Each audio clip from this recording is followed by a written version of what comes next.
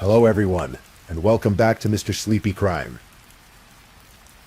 I know many of you enjoy listening to these stories as you fall asleep. So before you drift off, I'd love for you to leave a comment letting me know where in the world you're tuning in from. And if you're enjoying the story, don't forget to like and subscribe. It really helps the channel grow. Before we begin, I want to acknowledge that this story involves real people and real tragedies.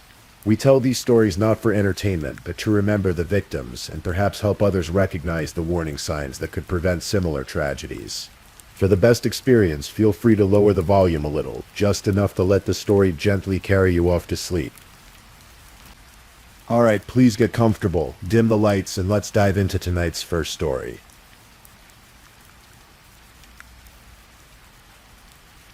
Tonight we're traveling to Gilbert, Arizona, a quiet suburban community just southeast of Phoenix, where manicured lawns meet desert landscapes, and families build their lives in the shadow of the Superstition Mountains. It's the kind of place where neighbors wave to each other, where children ride bikes down tree-lined streets, and where nothing truly terrible is supposed to happen. But in January 2009, something terrible did happen. And like so many true crime stories, it unfolded behind closed doors, in a home that looked perfectly ordinary from the outside. This is the story of Dale Harrell, a hard-working mechanical engineer with a bright future ahead of him. And it's the story of Marissa DeVault, his wife of nearly 10 years, whose web of lies would eventually unravel in one of Arizona's most talked-about murder trials. So as we settle in, let me tell you what happened on that cold January night. Dale Harrell was born on December 18, 1974. By all accounts, he was a gentle soul, the kind of person who worked hard, provided for his family, and looked forward to the future with optimism. By 2009, at 34 years old, Dale had built a respectable career as a mechanical engineer, earning around $83,000 a year. In a few months, he was set to become a partner at his company. Things were looking up. In September 1999, Dale married Marissa Suzanne DeVault. Marissa, who went by the nickname Reese, was born on November 6, 1977. She had worked as an exotic dancer before meeting Dale, and she came into the marriage with a daughter from a previous relationship, a little girl named Briana. Dale welcomed Briana into his life, though he never formally adopted her. Together, Dale and Marissa had two more children, sons named Tiernan and Danin. The family settled into a home in Gilbert, a sprawling suburb known for its excellent schools and family-friendly atmosphere. From the outside, they looked like any other American family trying to make it work. 2 parents, 3 kids, a mortgage, and dreams of a comfortable middle-class life. But beneath the surface, cracks were forming. According to Marissa's later claims, Dale was a monster behind closed doors. She would allege that he physically beat her, sexually assaulted her, and subjected her to years of torment. She would paint a picture of a marriage filled with screaming matches, hidden bruises, and terror that existed just out of sight of their children. But friends of the couple told a different story. They described Dale as kind and gentle. They never witnessed abuse. They never saw the signs that Marissa would later describe. And as investigators would eventually discover, Marissa's version of events didn't quite add up, because while Dale was working long hours and planning for his promotion, Marissa was building a different kind of life, one that Dale knew nothing about. Sometime in 2007, about 8 years into her marriage, Marissa joined a website, but this wasn't your typical dating site. This was a platform designed to connect wealthy, older men, often called sugar daddies, with younger women who needed financial support. That's where she met Alan Flores. Flores was significantly older than Marissa, and he had money.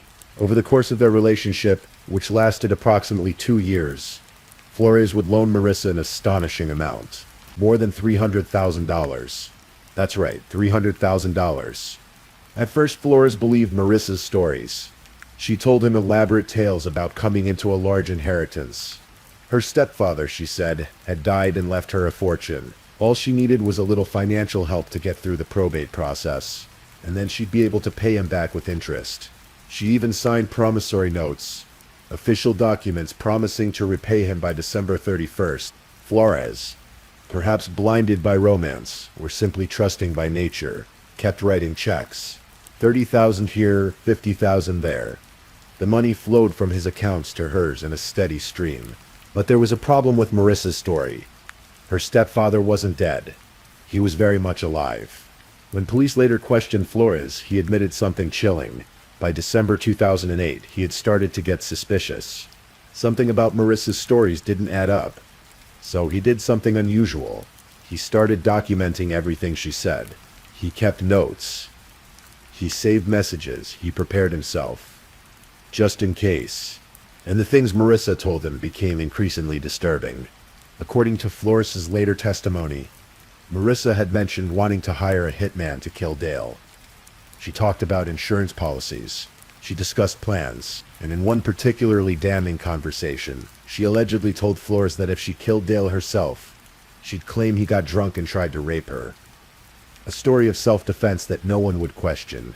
Flores would later testify that Marissa hurriedly sent in a premium payment on Dale's life insurance and told him about her plan to have her husband killed. But Flores wasn't the only man in Marissa's secret life. The couple also had a roommate, a man named Stanley Cook Jr., who went by Uncle Stan around the house. Stanley had suffered a brain injury in a motorcycle accident back in 1998, which left him with significant short-term memory problems. He lived with the family, helping out where he could. And then there were other boyfriends, other lovers, other men who would later come forward with their own disturbing stories about what Marissa had asked them to do. One former boyfriend would testify that Marissa had asked him to take care of Dale. She'd even told this man that Dale had died of stomach cancer. Another lie, perhaps testing the waters, seeing how he'd react to the news of Dale's death before it actually happened. The picture that emerges is of a woman living a double life. On one side, the suburban mother, the engineer's wife, the woman who attended school events and made dinner. On the other, someone drowning in debts, spinning increasingly elaborate lies, and possibly planning something unthinkable. And the walls were closing in. The $300,000 she owed to Flores was coming due. The promissory notes were about to become a real problem. She needed money, and she needed it fast.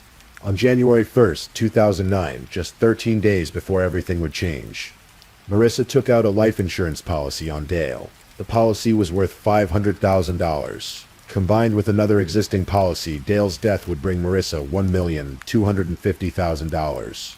More than enough to pay back Flores. More than enough to start over. The clock was ticking. January 14th, 2009. A Wednesday night in Gilbert, Arizona. The temperature had dropped into the 40s, cold by Arizona standards. Most of the neighborhood was asleep, their homes dark and quiet under the vast desert sky. Inside the Harrell home, Dale went to bed as usual. He had work in the morning. He kissed his wife, maybe said goodnight to the kids, and climbed into the master bedroom he shared with Marissa. He got undressed, laid down on his side of the bed, and drifted off to sleep. He had no idea it would be the last time he'd ever close his eyes peacefully. Sometime in those dark hours, Marissa entered the bedroom. In her hand, she carried a claw hammer, the kind you'd use for pulling nails, with a curved back and a heavy metal head. And then, as Dale slept, she raised the hammer. The first blow struck Dale's head with devastating force. His skull cracked. He thrashed, moaning in pain, his body responding to the trauma even as his mind struggled to comprehend what was happening.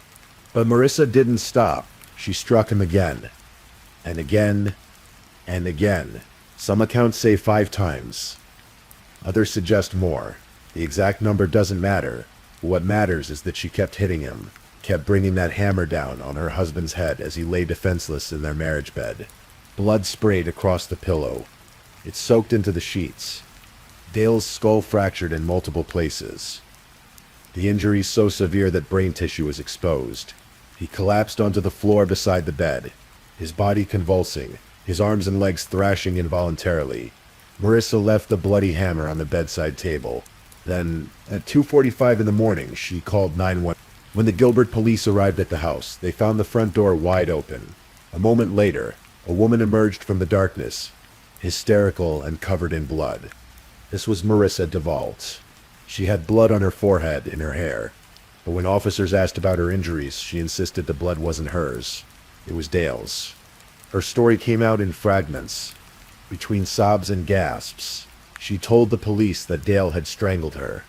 He'd tried to sexually assault her. She'd lost consciousness. When she came to, there was someone else in the room. An intruder, she said. This unknown assailant was hitting Dale with a hammer. The officers rushed inside and found Dale in the master bedroom. He was naked, lying face down on the floor, thrashing and moaning. The right side of his head had been caved in. Blood pooled around him. A pillow on the bed was soaked crimson, and there on the bedside table sat a blood-stained claw hammer. Paramedics arrived and carefully transported Dale to the hospital. Doctors examined his shattered skull and delivered grim news. Dale had suffered multiple skull fractures. The damage was catastrophic. His brain had been severely traumatized. But Dale didn't die that night. He held on. Meanwhile, Marissa had been arrested at the hospital and charged with aggravated assault. Officers had noticed something interesting. Marissa had reddened marks on her neck, consistent with her claim that Dale had strangled her. But the scene didn't match her story about an intruder. She was taken to the local jail, but she didn't stay long. Someone posted her bail and she was released within hours. That someone was Alan Flores, the man she owed $300,000. As Dale lay in a hospital bed, fighting for his life, the police investigation intensified. They began interviewing friends and family. They talked to people who knew the couple, and a disturbing pattern emerged. No one had ever seen Dale abuse Marissa. No one had witnessed the violent rages she described. The friends characterized Dale as gentle, hard-working, kind. The police started digging into Marissa's background, and that's when the lies began to unravel. First, they discovered the truth about the inheritance. Marissa had told multiple people, including Flores, that her stepfather had died and left her money. But when police checked, they found that her stepfather was alive and well. There was no inheritance. There never had been. Then they found out about Flores. Marissa had initially introduced him to police as an ex-lover of her stepfather. Another lie in a growing web of deception. The true nature of their relationship and the massive debt quickly became apparent. Police searched Flores' home twice. During one of these searches, they made a disturbing discovery. Flores had child pornography on his computer. This revelation would later complicate the case in ways no one could have predicted. But the most shocking development came from an unexpected source. Stanley Cook Jr., the roommate with the brain injury, suddenly confessed. He walked into the Gilbert Police Department and told detectives that he was the one who had killed Dale Harrell. He said he'd done it because Dale had been abusive to Marissa. At first, this seemed to support Marissa's story. But there was a problem. The evidence didn't match Cook's confession. The blood spatter patterns, the angle of the blows, the forensic evidence, none of it suggested that Cook had been the attacker. And Cook, with his memory problems, couldn't provide details. He couldn't explain how it happened or why. His confession seemed almost scripted, as if someone had told him what to say. Police concluded that Cook was either covering for Marissa or had been manipulated into believing he'd done something he hadn't. They didn't charge him with the crime. Marissa's story had now shifted from an unknown intruder did it to Stanley did it. But investigators weren't buying it. And then on February 9th, 2009, 26 days after the attack, Dale Harrell died. The cause wasn't directly from the head injuries, though those had certainly put him on this path. Dale's weakened body had suffered a stroke, then 2 heart attacks. Finally, a blood clot formed in his lungs. His organs, damaged and failing, simply couldn't recover. Gilbert, Arizona, had its first homicide case since 2007. Marissa was arrested again, this time charged with first-degree murder. She was taken back to jail on February 20th, 2009. The aggravated assault charge had just become something much, much worse.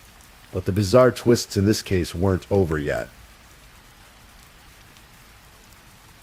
On the very same day that Dale died, February 9th, something strange happened to Marissa. She claimed she went out for a morning jog, even though she was out on bail for aggravating assault. It was early, around 3 a.m. The streets were dark and empty. According to Marissa, she was attacked by an unknown assailant. This person, she said, beat her severely, leaving her with a broken jaw and a broken ankle. She was found lying in a field, injured and alone. Police investigated. And once again, they found themselves looking at Stanley Cook Jr. When officers went to Cook's home, they discovered bloody, muddy clothing. Cook eventually admitted to the assault, but his explanation was unusual. According to Cook, Marissa had asked him to hurt her. She wanted to be paralyzed, she said, so she could collect on a life insurance policy. Cook claimed he initially suggested shooting her in the spine to cause paralysis, but worried it would cause too much damage. Instead, he'd beaten her with a sledgehammer, focusing on her head and ankle. The implication was clear. Even after killing Dale, Marissa was still trying to defraud insurance companies. She was still scheming, still lying, still trying to find a way to get money. Stanley Cook confessed to assaulting Marissa, but he wouldn't face significant charges for it. His role in this bizarre saga would remain a strange footnote to a much larger story. With Dale dead, and the murder charge filed, Marissa needed a new strategy. She abandoned her stories about intruders and Stanley Cook. Instead, she finally admitted what investigators had suspected all along. Yes, she had attacked Dale with the hammer. Yes, she had struck him multiple times in the head while he slept. But it wasn't murder, she insisted. It was self-defense. Marissa submitted a 300-page confession to the Gilbert police. In it, she detailed years of alleged abuse. She claimed that Dale had beaten her regularly, that he'd raped her, that he'd sent her to the hospital multiple times. She said that on January 14th, the day of the attack, Dale had raped her yet again. And when he fell asleep afterward, something inside her snapped. She described living in terror. She talked about hiding bruises from friends and family. She mentioned a specific incident where Dale had allegedly shoved her so hard in front of witnesses that her shoulder dislocated, which someone had helped pop back into place. Marissa's defense team embraced this narrative. They would argue that she suffered from battered woman syndrome and PTSD. They had to explain why she'd attacked Dale while he slept when he posed no immediate threat, and they did this by claiming that years of trauma had left her unable to think rationally. She'd been triggered by the alleged rape, and in her traumatized state, she'd lashed out when she finally felt safe enough to do so. One of Marissa's daughters would testify that she'd witnessed Dale abuse her mother. This testimony was powerful and emotional. A child saying she saw her father hurt her mother. How could that not sway a jury? But the prosecution had a different story to tell. The prosecutors painted Marissa as a cold, calculating killer who'd murdered her husband for money. They presented the timeline, January 1st, 2009. Marissa takes out a $500,000 life insurance policy on Dale. Just 13 days later, Dale is beaten nearly to death in his sleep. The policies combined would pay out $1,250,000 more than enough to pay back the $300,000 she owed Flores and still have plenty left over. They brought in Alan Flores to testify despite the complications of his child pornography charges. In exchange for full immunity on those charges, Flores told the jury about Marissa's statements. She talked about hiring someone to kill Dale. She'd discussed how she'd claim self-defense if she did it herself. She'd asked about how life insurance payouts worked. Another of Marissa's former lovers testified that she'd asked him to take care of Dale. She had initially told this man that Dale had died of stomach cancer, perhaps gauging his reaction, seeing if he'd believe her lies. The prosecution brought in forensic experts who described the brutal nature of the attack, the blood spatter patterns, the angle of the blows, the force required to fracture a skull in multiple places. This wasn't a panicked act of self-defense. This was a sustained violent assault on a sleeping man, and they highlighted all of Marissa's lies. The intruder, Stanley Cook. The inheritance that never existed. The web of deception that stretched back years. Most damningly, the prosecution pointed out that while Marissa claimed years of abuse, not a single friend or acquaintance could corroborate her story. No one had seen Dale hurt her. No one had witnessed the violence she described. There were no hospital records of the injuries she claimed Dale had inflicted. No documentation whatsoever. They also brought in Dr. Jane DeMarte, a clinical psychologist who examined Marissa. Dr. DeMarte diagnosed Marissa with antisocial personality disorder, the clinical term for what many people call sociopathy. It's characterized by a lack of empathy, a pattern of lying and manipulation, and a disregard for the rights of others. Dr. DeMarte asked a pointed question. If Marissa's own mother and stepfather had abused her as a child, as the defense claimed, why had Marissa given them custody of her children? Why would she entrust her kids to her abusers? The prosecution even played jailhouse phone recordings where Marissa could be heard laughing about Dale's death. Not crying, not expressing remorse. Laughing. The trial began in January 2014, 5 years after Dale's death. The delay had been caused by various legal maneuverings and complications. Judge Roland Steinle presided. He made an unusual comment during jury selection. He didn't want anyone on the jury who was addicted to Jodi Arias. This wasn't a random reference. Just a year earlier, in the very same courthouse, Jodi Arias had been tried for the brutal murder of her boyfriend, Travis Alexander. That case had captivated the nation with its lurid details. Arias's changing stories and her claims of self-defense against an allegedly abusive partner. The parallels were striking. Both cases involved Arizona women who had killed their partners. Both defendants claimed abuse and self-defense. Both had been caught in multiple lies. And bizarrely, Marissa DeVault and Jodi Arias had actually been in contact with each other while awaiting trial. The trial lasted about 2 months, with testimony from dozens of witnesses. The defense called Dr. John Conte, a clinical psychologist who specialized in child abuse. Dr. Conte testified that Marissa's actions were consistent with someone who'd suffered childhood trauma. He painted a picture of a woman trapped in cycles of abuse, first as a child and then as an adult. But the prosecution's case was methodical and devastating.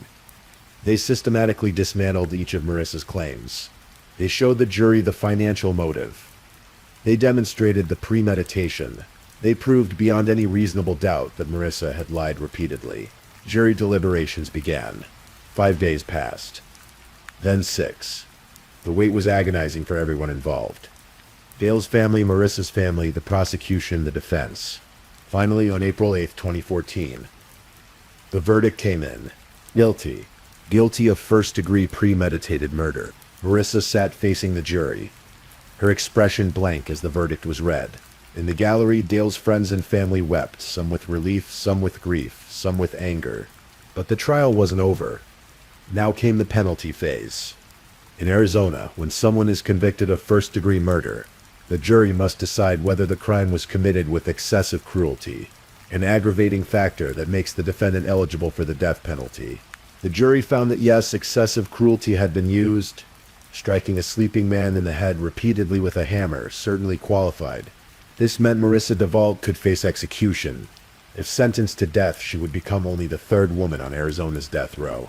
The penalty phase of the trial began on April 15, 2014. Both sides presented their arguments again, this time focusing specifically on whether Marissa deserved to die for what she'd done. The prosecution reminded the jury of the brutality of the crime. Dale had been defenseless, asleep in his own bed, when his wife, the person who should have been his safe harbor, had attacked him. He'd suffered for weeks before finally succumbing to his injuries. His parents had lost their son, his children had lost their father. The defense argued for mercy. They emphasized Marissa's alleged history of childhood abuse. They suggested that executing her would serve no purpose, that life in prison without parole would be punishment enough. Marissa herself addressed the court. She apologized, her voice breaking with emotion. "I'm sorry, not only for my actions, but for everyone I hurt," she said. She turned to Dale's parents, who sat in the courtroom, their faces etched with grief. "My heart goes out to them," Marissa continued. His mother and father have had to experience the worst loss in the world, the loss of a child. I know there is nothing I can say that will ever ease their pain. The jury deliberated for days. Death penalty decisions are never made lightly. On April 30th, 2014, they reached a decision. Life in prison, not death. Life. The jury had chosen to spare Marissa DeVault's life, but they ensured she would never walk free again. Maricopa County Attorney Bill Montgomery later explained the decision. Imposing the death penalty in any circumstance is difficult, and in this one, the jurors felt that a life sentence was appropriate. On June 6, 2014, Judge Steinle formally sentenced Marissa to life in prison without the possibility of parole. She would spend the rest of her days behind bars. Today, Marissa DeVault is incarcerated at the Arizona State Prison Complex, Perryville, in Goodyear, Arizona. She's now in her late 40s, serving a sentence that will end only with her death. In 2016, Marissa appealed her conviction. She argued that errors had been made during her trial, that her rights had been violated, that the conviction should be overturned. The appellate court disagreed. They affirmed both her conviction and her sentence. Marissa DeVault would remain in prison. Dale Harrell's family tried to move on with their lives. though the pain of losing him never truly faded. After Dale's death, Marissa had his body cremated, and then refused to give his ashes to his parents. Dale's family had to file a civil lawsuit just to get their son's remains returned to them. The cruelty of that act, the final indignity, seemed emblematic of everything Marissa had done. The three children, Briana, Kieran, and Damian, were left to grow up without their father and with their mother in prison for his murder. The testimony of one daughter claiming she'd witnessed abuse would forever complicate the family dynamics. What's the truth? Did she really see what she said she saw? Or had she been influenced, coached, or manipulated? We may never know for certain. Alan Flores, the man who loaned Marissa over $300,000, presumably never got his money back. The insurance companies never paid out on Dale's policies, as Flores had predicted. They contested the claims given the suspicious timing and circumstances of Dale's death. Stanley Cook Jr., the roommate with the brain injury who'd initially confessed to the murder, and later admitted to assaulting Marissa at her request, faded into obscurity. His bizarre role in this story, false confessor, weapon in an insurance fraud scheme, was never fully explained or understood. The case drew comparisons to Jodi Arias' trial, and for good reason. Both cases featured attractive defendants who'd killed their partners. Both involved claims of abuse that many people doubted. Both women had changed their stories multiple times, and both trials had captivated the public's attention with their dramatic testimony and disturbing details. But there's one crucial difference. The evidence against Marissa was in many ways more clear-cut. The financial motive was obvious. The timeline was damning. The lies were numerous and documented, while Jodi Arias maintained her innocence through much of her trial. Marissa eventually admitted to the killing. She just claimed it was justified. The jury didn't believe her. As with many true crime cases, the conviction and sentencing don't answer every question. Was Dale Harrell the gentle, hard-working man his friends described? Or was he a monster behind closed doors who abused his wife and children for years? Marissa's daughter testified that she'd seen the abuse, but friends saw nothing. Medical records showed nothing. The evidence suggested Marissa was lying, but what if in this one thing she was telling the truth? If Dale was abusive, does that excuse what Marissa did? Many people who've suffered abuse don't kill their abusers. Many find other ways to escape. And if Marissa was truly in danger, why didn't she take the insurance money she'd received in the past? She did have access to finances through her relationship with Flores and simply leave. The timing of the insurance policy is hard to ignore. 13 days before the murder, Marissa takes out a $500,000 policy on Dale's life. That's not the action of someone in fear for her life. That's the action of someone planning something. And yet the mind is complex. People are capable of holding contradictory truths. It's possible that Dale was difficult, even occasionally frightening, without being the monster Marissa described. It's possible that Marissa exaggerated or fabricated much of the abuse while still feeling genuinely trapped. It's possible that greed and fear and desperation all mixed together in her mind, until she convinced herself that murder was the only way out. What we know for certain is this: on January 14th, 2009, Dale Harrell went to sleep in his own bed, and he never woke up. He died nearly a month later from complications of the brutal beating his wife had inflicted on him. 3 children lost their father, 2 parents lost their son, and Marissa DeVault lost her freedom forever. The murder of Dale Harrell reminds us that the truth is often more complicated than we want it to be. We want clear villains and innocent victims. We want simple explanations for terrible things. But real life is messy. People lie, but their lies sometimes contain kernels of truth. People commit terrible acts, but they're rarely purely evil. And sometimes the most dangerous person in your life is the one sleeping beside you every night.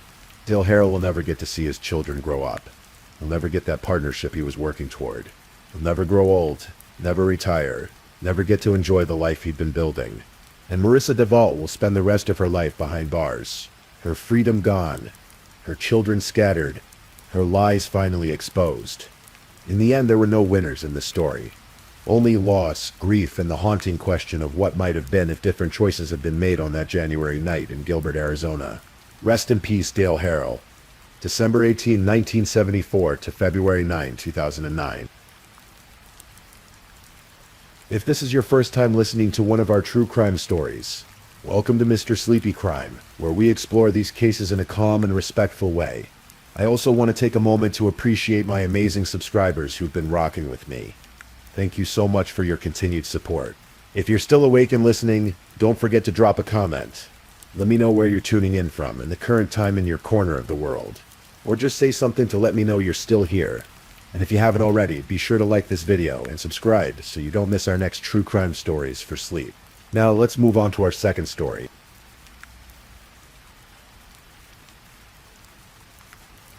Story 2. Tonight we're traveling back to January 2008, to the high desert city of Reno, Nevada, where the bright lights of casinos meet the shadow of the Sierra Nevada mountains. This is a story about a young woman whose life was stolen in the darkness, and about how a community refused to let her memory fade. This is the story of Briana Dennison. Briana Zanino Dennison was born on March 29, 1988, in Reno, Nevada. Her mother, Bridget, gave her a special nickname from the very beginning, Breezy. She said her daughter reminded her of a breath of fresh air on a cool summer day, and anyone who knew Briana understood why. With her million-dollar smile and sparkling blue eyes, Briana had the kind of presence that lit up a room. She was outgoing and compassionate, the type of person who never forgot a birthday or anniversary. Even when she went away to college, she made sure to stay in touch with everyone she cared about. Briana's childhood was touched by tragedy early on. When she was just 6 years old, her father, Jeff, passed away. The loss was devastating for young Briana and her mother. The family moved to Bridget's hometown of Mendocino, California, seeking solace and support from extended family. It was there, surrounded by the rugged beauty of the Northern California coast, that Briana began to heal. The experience of losing her father shaped Briana in profound ways.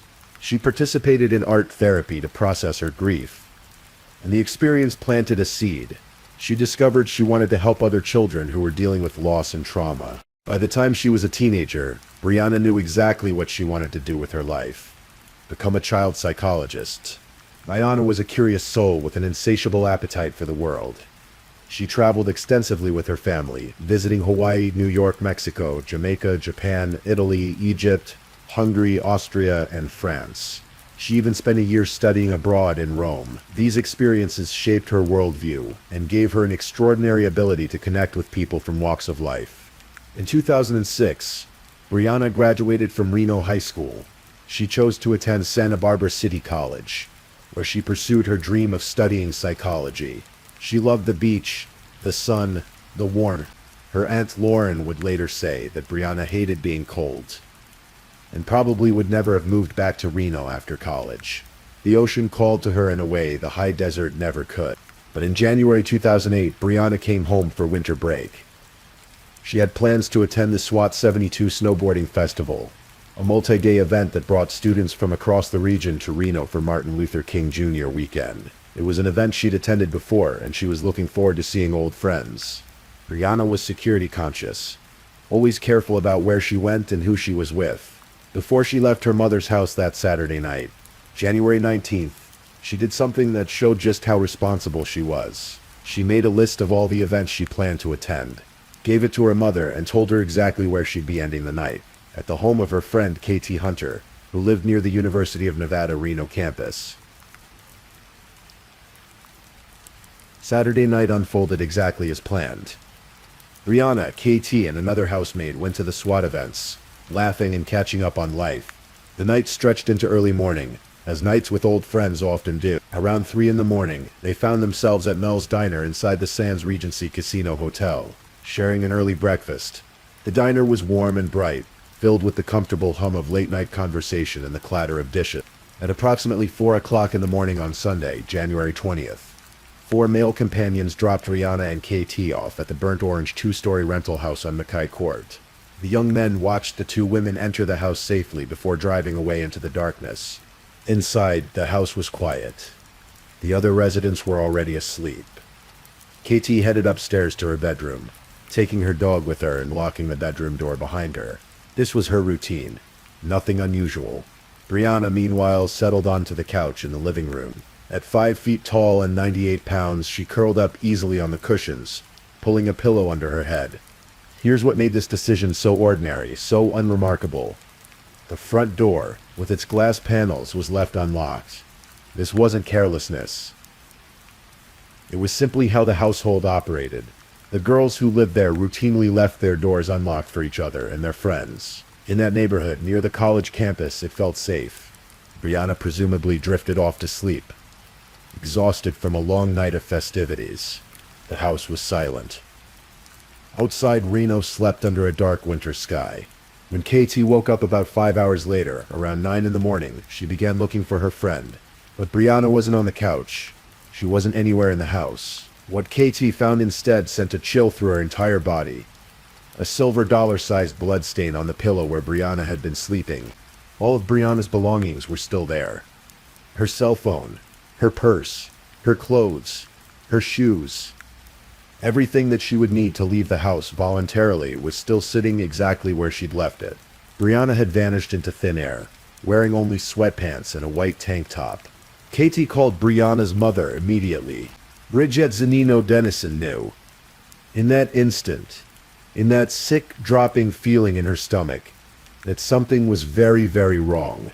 Her daughter would never disappear without contacting her. Bridget got in her car and drove to the house as Katie called 911. What began as a missing person case quickly evolved into something far more sinister. When Reno police arrived at the McKay Court residence, they conducted a thorough forensic investigation. The blood on the pillow was confirmed to be Briana's. Even more troubling, investigators found touch DNA belonging to an unidentified male on the doorknob. Someone had walked into that house in the early morning hours. Someone had taken Briana Dennison. As detectives began to investigate Briana's disappearance, a disturbing pattern emerged. The area around the University of Nevada, Reno campus, where Briana had been staying, had been terrorized by a series of sexual assaults in the months leading up to her abduction. The first attack occurred in October 2007. A woman reported being raped at gunpoint in a parking garage on the UNR campus, though she hadn't immediately come forward to police. On November 13, 2007, there was an attempted sexual assault in the same area. A young woman managed to fight off her attacker, but the incident left the community shaken. Then on December 16, 2007, just over a month before Briana's disappearance, a 22-year-old foreign exchange student was attacked in a parking lot near UNR. She remembered her attacker putting his hand over her mouth. And nothing. She lost consciousness. When she came to, she was in a vehicle. Her attacker was sexually assaulting her. Throughout the ordeal, he kept telling her not to look at his face. But even in her terror, the young woman gathered crucial details. Her attacker was a white male. He spoke English without any accent, and she noticed something specific about his hands. He had thick, meaty fingers. After the assault, he drove her to another location and dropped her off. Before he let her go, he took something, her underwear. It was a trophy. Investigators would later realize, a souvenir. The woman was able to tell police one more important detail. Her attacker had been driving a 2005 to 2006 Toyota Tacoma extended cab pickup truck. When investigators tested the DNA from the crime scene where Briana had been abducted, they made a chilling connection. The DNA matched the DNA from the December sexual assault. The same person who had attacked the foreign exchange students had taken Briana Dennison.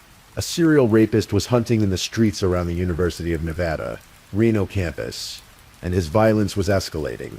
As word of Briana's disappearance spread, something remarkable happened. The entire city of Reno came together. The FBI joined the investigation almost immediately. The National Center for Missing and Exploited Children got involved. Volunteers from national missing children's organizations, the Laura Recovery Center, and the Polly Klaas Foundation traveled to Reno to help with the search. Approximately 1,700 volunteers fanned out across a 100-square-mile area, searching for any trace of Briana. Among those volunteers was Nevada's First Lady, Dawn Gibbons, wife of then-Governor Jim Gibbons. The search was exhaustive, desperate, and heartbreaking. A website was launched, BrianaDennison.com. Billboards went up across the city, showing Briana's beautiful face and asking for any information. A vigil was held at Reno High School, where Briana had graduated just 2 years earlier. Hundreds of people attended, holding candles and praying for her safe return. The Reno Police Department worked around the clock.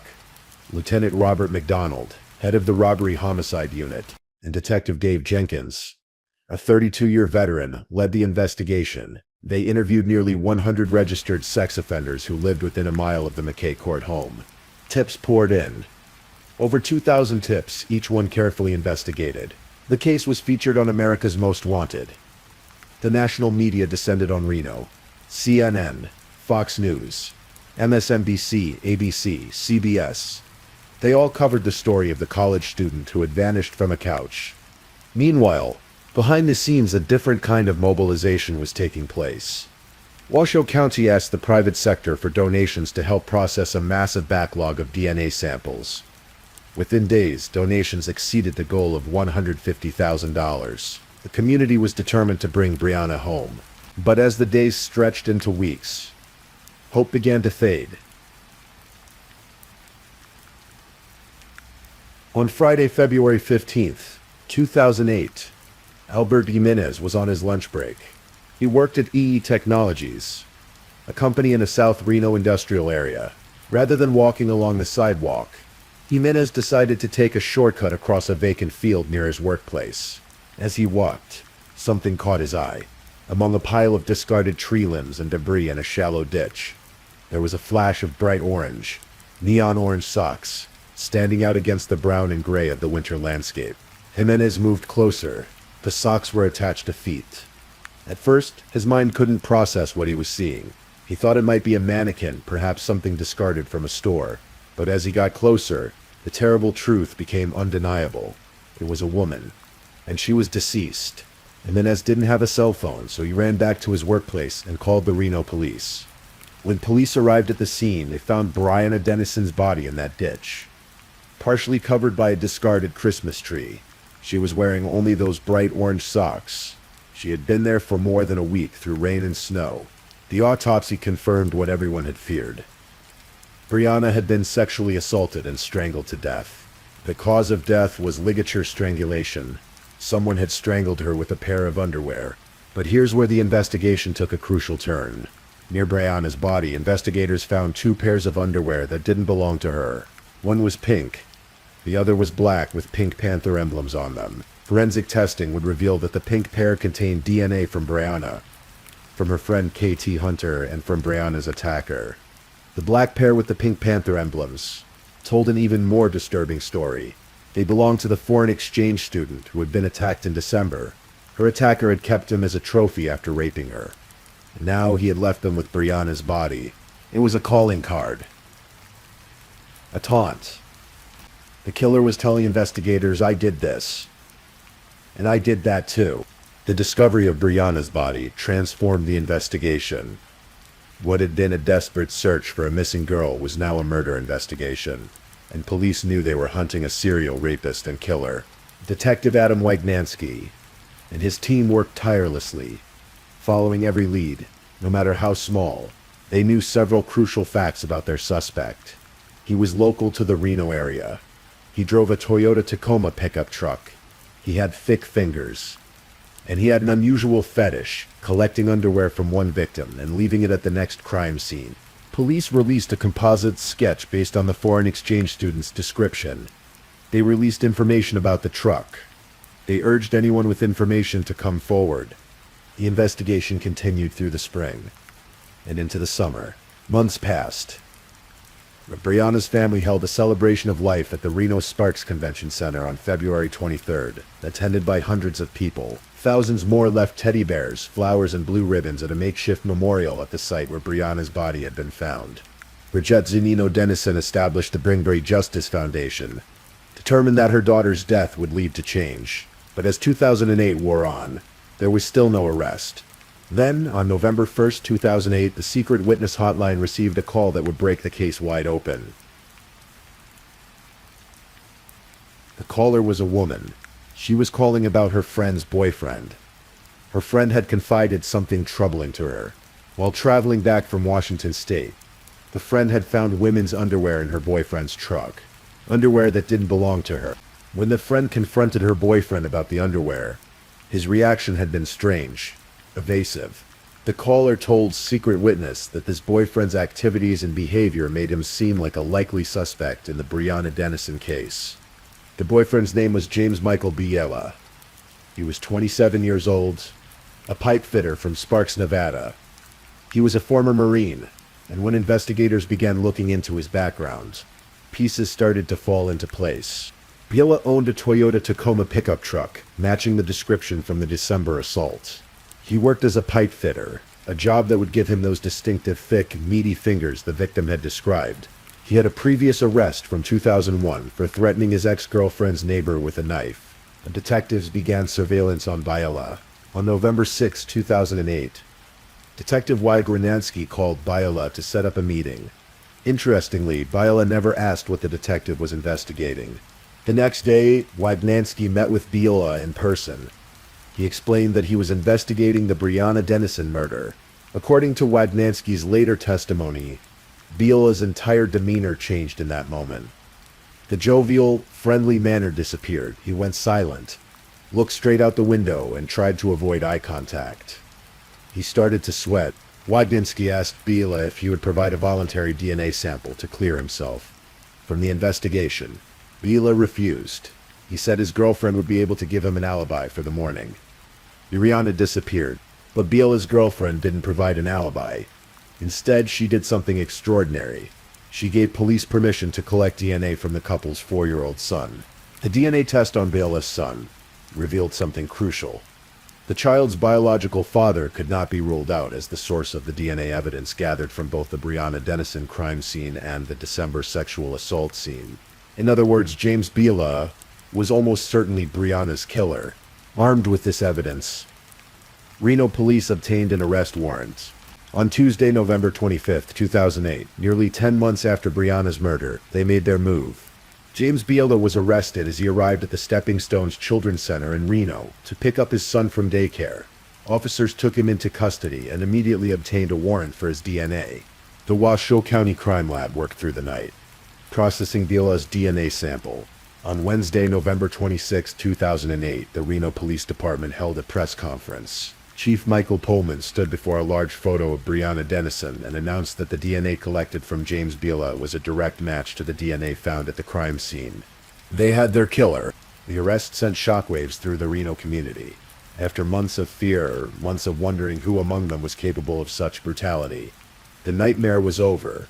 Briana's aunt, Lauren Dennison, spoke to the media with tears in her eyes. "We are pleased that this person is off the street and he cannot hurt anyone else," she said. Sheriff Mike Haley stood beside a photo of Briana at the press conference. "No one should have to suffer as Briana Dennison did," he said. His voice carried the weight of those 10 months, the exhaustive investigation, the sleepless nights. Lieutenant Robert McDonald spoke about the profile they had developed. "We knew we were looking for someone unobtrusive, who stalked his victims quietly but escalated his violence with each new attack," he said. The profile fit Biela perfectly. As investigators dug deeper into James Biela's life, a disturbing timeline emerged. His violence hadn't begun with Briana. It had been building for months. In October 2007, the first reported attack occurred in a campus parking garage. The victim had been too traumatized to immediately report the crime, but when she finally came forward, her description matched Biela.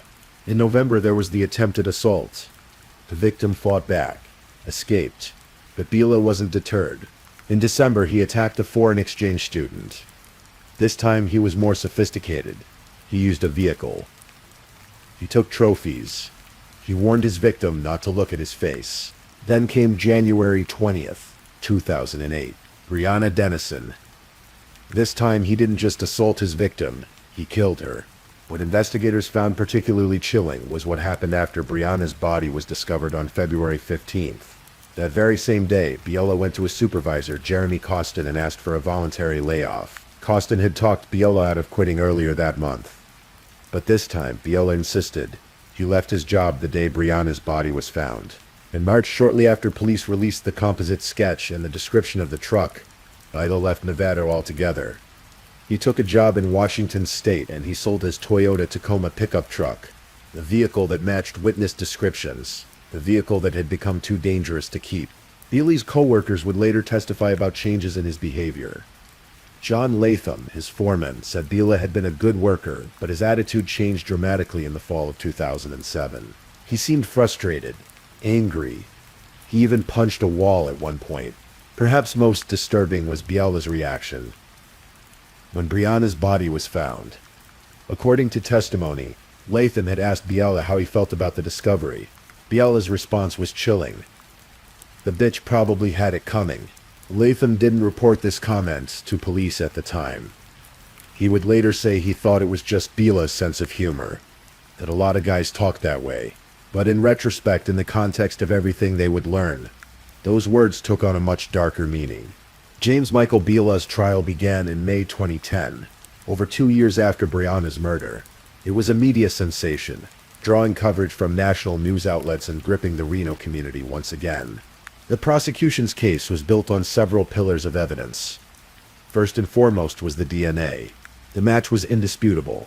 Biela's DNA was found on the doorknob at the house where Briana was abducted. It was found on the underwear near her body.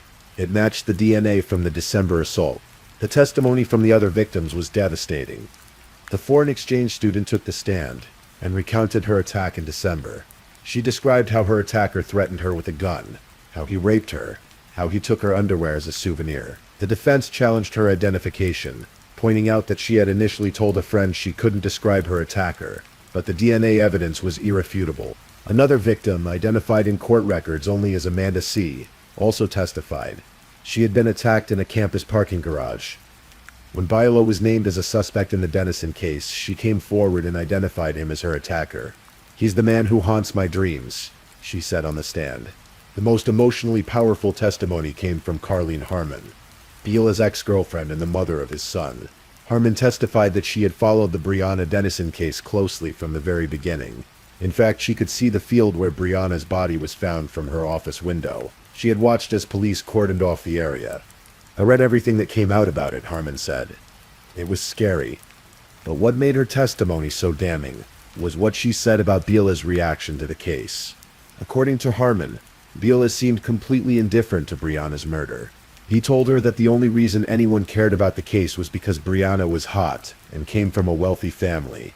Harmon also testified about changes in Biela's behavior. Starting in October 2007, they began having daily arguments. Biela would leave their home for days at a time. He was really short-fused and angry and had no patience for anybody, she said. December is when it really was bad. And then there was the underwear. The friend who had called the secret witness line had been right. Harmon had found women's underwear in Biela's truck that didn't belong to her. When she confronted him about it, his reaction had been suspicious enough that she confided her concerns to her friend. The defense tried to argue that Biela had suffered an abusive childhood, that he'd had an alcoholic father, that he'd been a productive member of society before these crimes, that he was a model prisoner. They challenged the DNA testing methods. They questioned witness identifications, but the jury didn't buy it. On Thursday, May 27, 2010, after deliberating for about 9 hours, the jury returned with their verdict. Guilty on count 1, sexual assault against Amanda C. in October 2007. Guilty on count 2, kidnapping of the December victim. Guilty on count 3, sexual assault against the December victim. Guilty on count 4, murder of Briana Dennison. The jury determined it was first-degree murder. Guilty on count 5, sexual assault against Briana Dennison. The courtroom erupted. Briana's family wept. After 2 years of waiting, of reliving the nightmare through the trial, they finally had justice. But the proceedings weren't over. The jury still had to decide on the penalty. In Nevada, first-degree murder with special circumstances can carry the death penalty, and the prosecution was seeking it. The penalty phase was emotional. Briana's mother, Bridget, took the stand. She told the jury to show no mercy for the man who had killed her daughter and sexually assaulted 2 other young women. On June 2, 2010, after spending 3 hours in deliberations the previous evening and resuming Wednesday morning, the jury returned with their decision: slay death. James Michael Biela was sentenced to death for the murder of Briana Dennison. On July 30, 2010, Judge Robert Perry added 4 consecutive life sentences for the rapes and kidnapping of the other 2 victims. In court, Biela apologized. He expressed regret that he wouldn't see his son grow up, but his words rang hollow. The enormity of his crimes far outweighed any remorse he claimed to feel. Biela filed numerous appeals over the years, claiming ineffective counsel, arguing that pre-trial publicity necessitated a change of venue, challenging the DNA evidence. In 2012, the Nevada Supreme Court affirmed his conviction. They rejected his appeals again in 2016 and again in 2019. As of this recording, James Biela remains on death row at Ely State Prison in Nevada, though Nevada has not carried out an execution since 2006.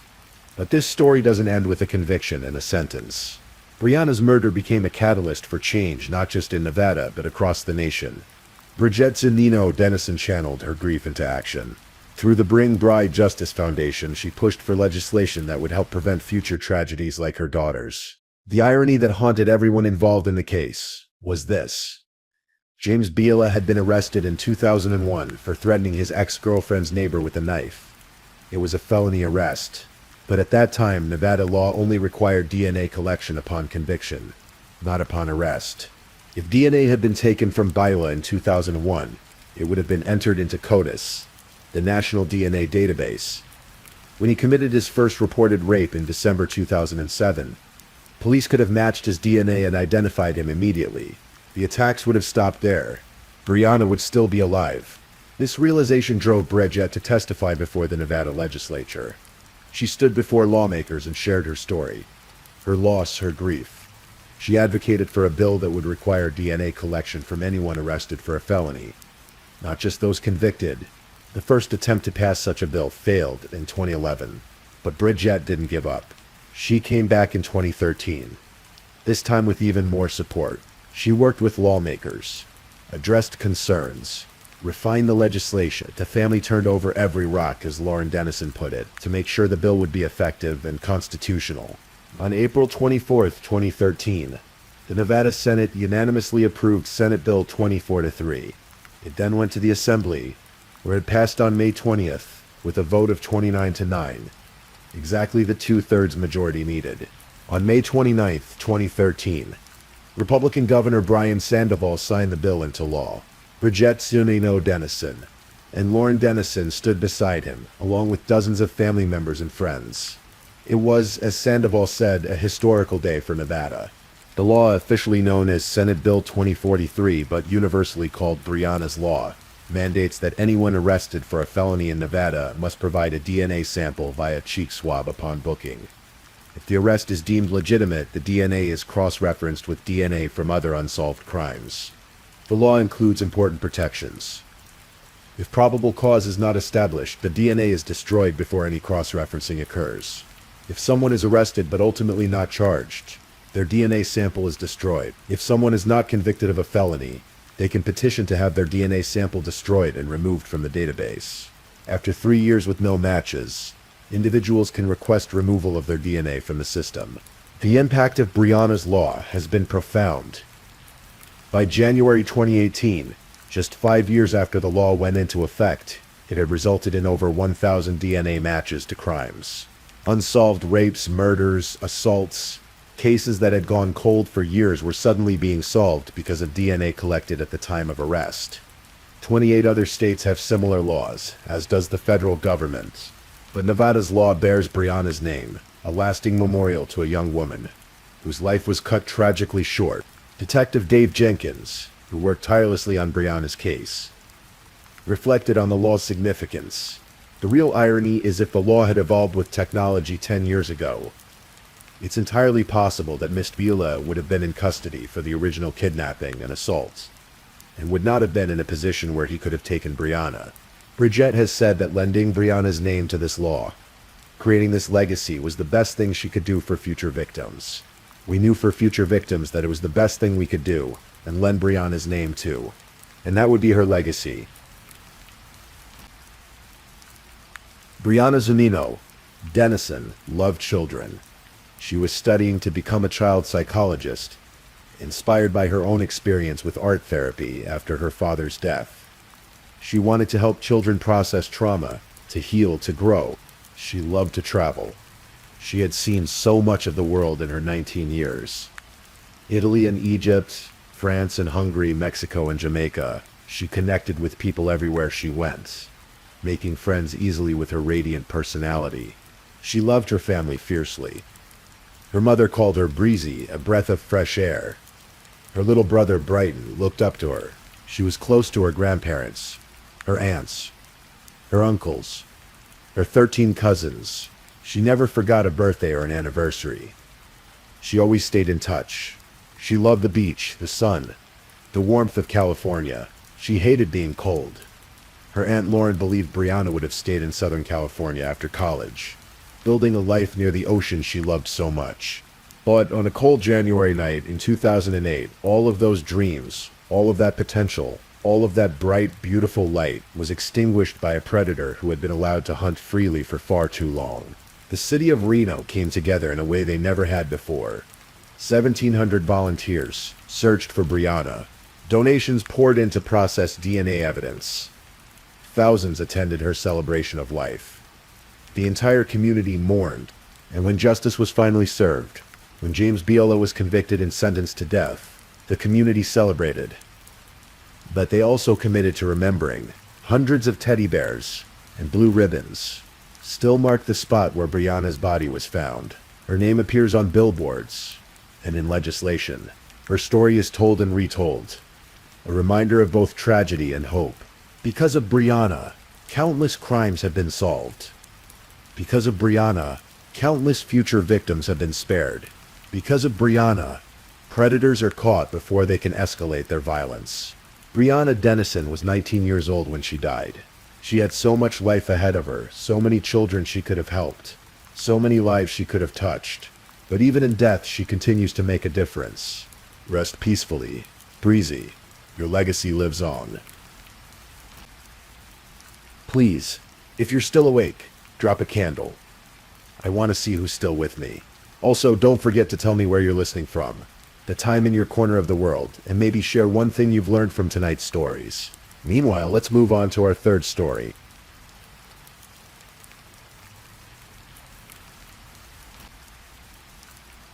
Story 3.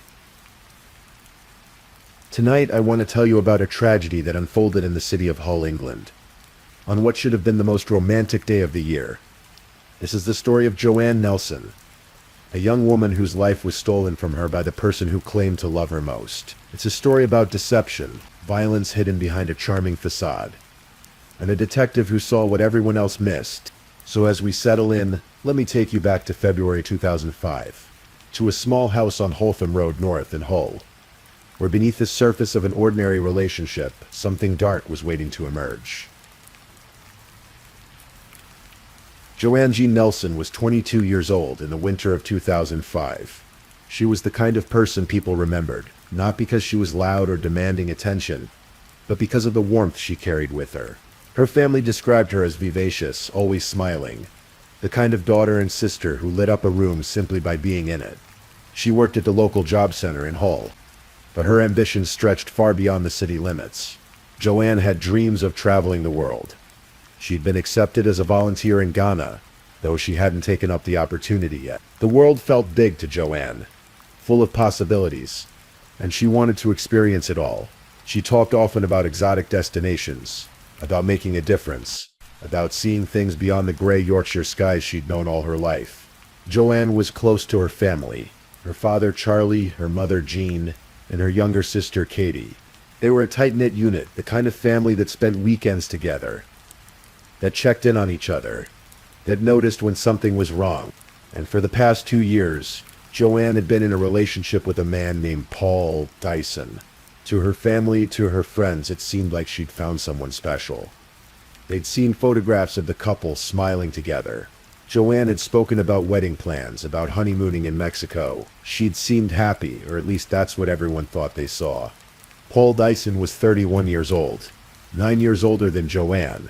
He worked as a nightclub bouncer, a big man who carried himself with the confidence that came from years of martial arts training and bodybuilding. He could be charming when he wanted to be. Attentive, the kind of man who knew how to make a woman feel special. But Paul Dyson carried secrets, dark secrets that Joanne knew nothing about. To understand what happened to Joanne Nelson, you have to understand the man Paul Dyson was. And perhaps more importantly, the man his father had been. Peter Dyson, Paul's father, was a killer. In 1966, when Paul was just a toddler, his father had stabbed a man named John Dickinson to death with a kitchen knife. The victim had been having an affair with Peter's wife, Paul's mother. In a rage, Peter Dyson had attacked the man and killed him. He served 6 years in prison for manslaughter. But that wasn't the only blood on Peter Dyson's hands. Shortly after the stabbing, while visiting his 2-day-old son Paul in the hospital, Peter Dyson was involved in a fatal hit-and-run accident. Violence seemed to follow him, or perhaps he followed it. Paul Dyson didn't just know about his father's violent past. He idolized it. To him, his father wasn't a cautionary tale, but something closer to a hero. A man who had acted with strength and decisiveness. This twisted admiration would shape the man Paul became, and Paul Dyson had already begun following in his father's footsteps. Before Joanne, there had been another woman. Paul had been married once, to a woman named Jenny Clark. Their relationship had been marked by violence from the very beginning. On their wedding night, Paul had assaulted Jenny. It wasn't the last time. During their 1.5 years together, he was violent on multiple occasions. Once he throttled her until she lost consciousness, his hands around her throat, squeezing until the world went dark for her. Jenny eventually left him, taking their 5-year-old daughter with her. She would later tell police that she'd seen something troubling in Paul, something troubled and dangerous that she couldn't fix and couldn't live with. But Joanne didn't know any of this. Paul had hidden his past well, presented himself as a devoted partner, someone building a life with her. The house they shared on Hotham Road North was Joanne's property, bought with her own money. They'd been together for 2 years, and to the outside world, they seemed like any other engaged couple planning their future. The truth, though, was something else entirely. February 14th, 2005. Valentine's Day. A day meant for love, for romance, for expressing devotion to the people we hold dear. With Joanne Nelson, it would be the last day of her life. The argument started over something mundane, something so ordinary it seems almost absurd. Laundry. Paul Dyson claimed later that Joanne had asked him to put a load of washing in the machine. He said he didn't know how to operate it, that this simple request had somehow escalated into something more. But the argument wasn't really about laundry. Arguments like this never are. They're about power, about control, about something deeper and darker that's been building beneath the surface. In the early hours of that morning, in the house on Hotham Road North, Paul Dyson's temper erupted. Maybe he felt threatened.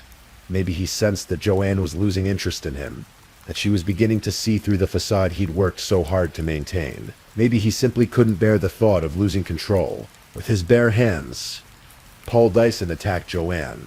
He wrapped his fingers around her throat and squeezed. Joanne would have struggled, anyone would. She would have tried to pull his hands away, her fingernails clawing at his skin, her body fighting desperately for air. The marks she left on his thumbs, crescent-shaped impressions from her nails, would later become crucial evidence.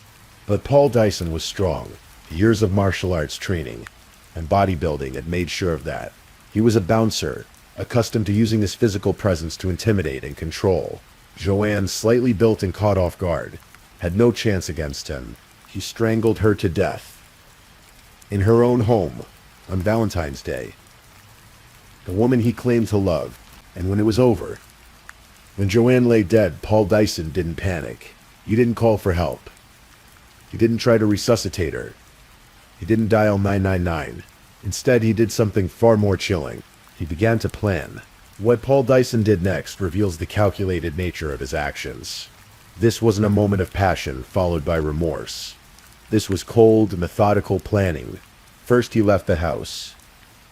He drove from their home and hauled to the nearby town of Howden, where he stopped at a petrol station to fill up his car. This wasn't just about fuel. He was preparing for a journey. Then he returned home and went to the shop across the street from their house.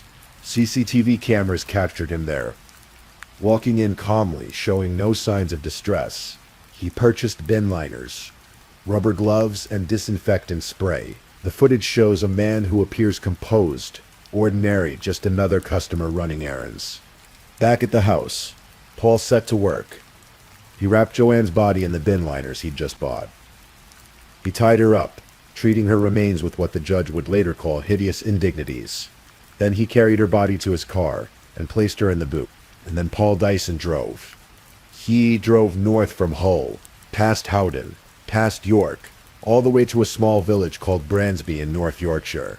It was about 50 miles from their home, about 100 kilometers from where he'd killed her. He found a wooded area near Bransby Lodge, off the B-1363. The woods were quiet, secluded. Paul carried Joanne's body into the trees, about 150 meters from the road.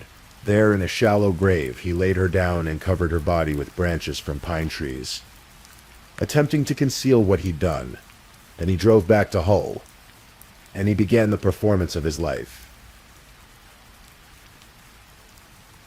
It was shortly before 9 o'clock on the evening of February 14th, when Paul Dyson called the police. "Hello there. My fiancée, I don't know where she is," he said, his voice carefully modulated to sound worried. "I just want to report somebody missing." The operator asked the standard questions. Had there been any arguments? Was Joanne depressed? "No, there's nothing like that. No, it's just completely out of character for her," Dyson replied. He told them a story he'd carefully constructed. That morning, he said, because he couldn't get Valentine's Day off work, he and Joanne had exchanged Valentine's cards upstairs in their bedroom. He'd given her a kiss and a cuddle, got ready for work. Joanne was going to get her head down for another hour, sleep in a bit. He'd kissed her goodbye and gone to work. That was it, he said, until he got home from work and she wasn't there. It was a plausible story. Nothing too dramatic, nothing that raised immediate suspicion. Just a concerned partner reporting his fiancée missing. When the call ended, Paul and Dyson joined Joanne's family in searching for her. He went door to door with them, knocking on neighbors' houses, his face a mask of worry. At one neighbor's house around 8 o'clock the next morning, a witness would later recall Paul standing at their doorstep in tears, alongside Joanne's father Charlie, asking if they'd seen Joanne. At the house on Holden Road North, police found everything seemingly in order. The Valentine's Day cards that Paul and Joanne had exchanged were displayed above the fireplace. A touching tableau of a couple in love. The only things out of place were Joanne herself, along with her purse, her phone, her work clothes, and a ring Paul claimed he'd surprised her with for Valentine's Day. Her car, a white Renault Clio, was parked up the road with its doors unlocked. It had last been seen in Howden at 2:30 in the afternoon on February 13th. The day before Valentine's Day, Paul's story seemed to check out. Detective Superintendent Ray Higgins was assigned to lead the case. He was an experienced investigator, someone who'd seen his share of missing persons cases. Some turned out fine, people who'd simply needed to get away, who showed up after a few days. Others didn't end well. As the days passed, the search for Joanne intensified. Hundreds of volunteers joined in. Police officers combed through the city. The army was brought in to help. Specialist search teams scoured Branningham on the outskirts of Hull. Volunteer teams searched the Hessel foreshore area. The International Rescue Corps, an independent United Nations registered rescue service, brought in their expertise. Leaflets with Joanne's photograph were handed out before Hull City's home game against Wrexham at the Kingston Communications Stadium. The whole city seemed to be looking for her. And through it all, Paul Dyson played his part perfectly. The worried fiancé desperate to find his missing love. 3 days after Joanne disappeared, on February 16, 2005, Paul Dyson agreed to do something that many families of missing persons do. He agreed to appear on local television to make a public appeal for information. The cameras were set up, the lights were positioned, and Paul Dyson, holding a handkerchief, sat down to tell his story to the public. Detective Superintendent Ray Higgins was watching that broadcast. He'd had no idea that Dyson was planning to make a television appeal. The media had arranged it independently, so when Paul Dyson's face appeared on the screen, Higgins paid close attention. In the morning, because I couldn't get Valentine's Day off, we swapped cards upstairs. Dyson said, his voice thick with emotion. I gave her a kiss and a cuddle, got ready for work. She was going to get her head down for another hour or so. I kissed her goodbye and went to work.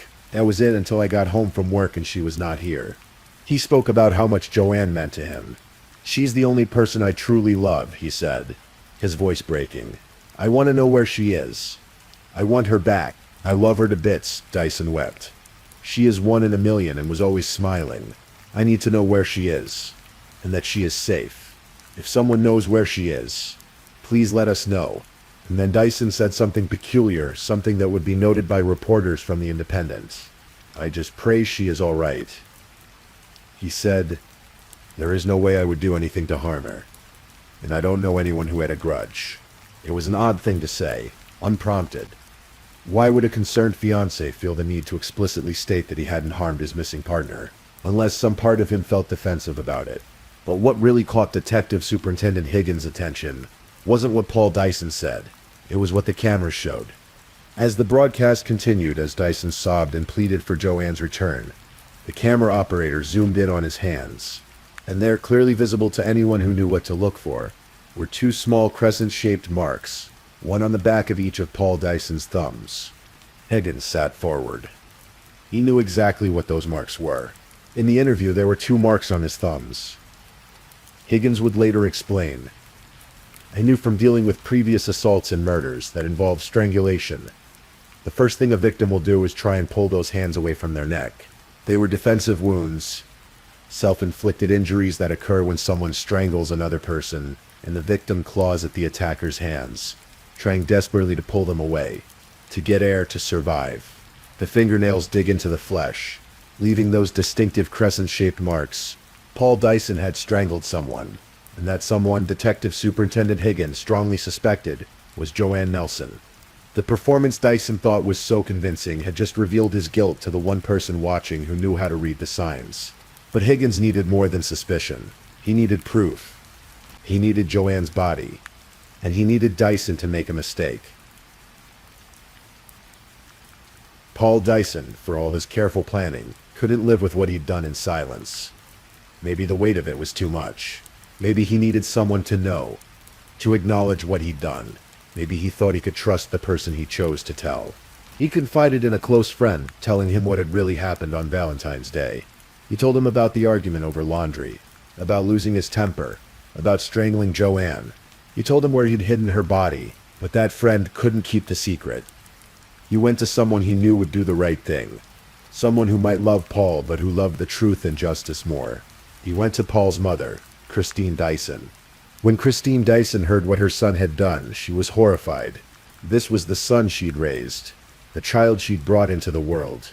But she was also the wife of Peter Dyson, a man who had killed in a fit of rage. She'd seen what violence could do, how it could destroy lives and families, and she knew that some things, even the crimes of your own child, cannot be covered up or forgiven. On February 18th, 4 days after Joanne disappeared, Christine Dyson contacted the police. She told them that Paul had confessed to killing Joanne. She told them about the argument over laundry, about the strangulation, about the woods in North Yorkshire where he'd hidden the body. It was an act of extraordinary courage and moral clarity. Christine Dyson had turned in her own son. Paul was brought in for questioning. Under the weight of his mother's testimony and Detective Higgins' suspicions, his carefully constructed story began to unravel. He admitted he'd lied. He admitted he'd killed Joanne, but he claimed he couldn't remember where he'd left her body. This was almost certainly another lie. Detectives believed that Paul was hoping Joanne's body would never be found.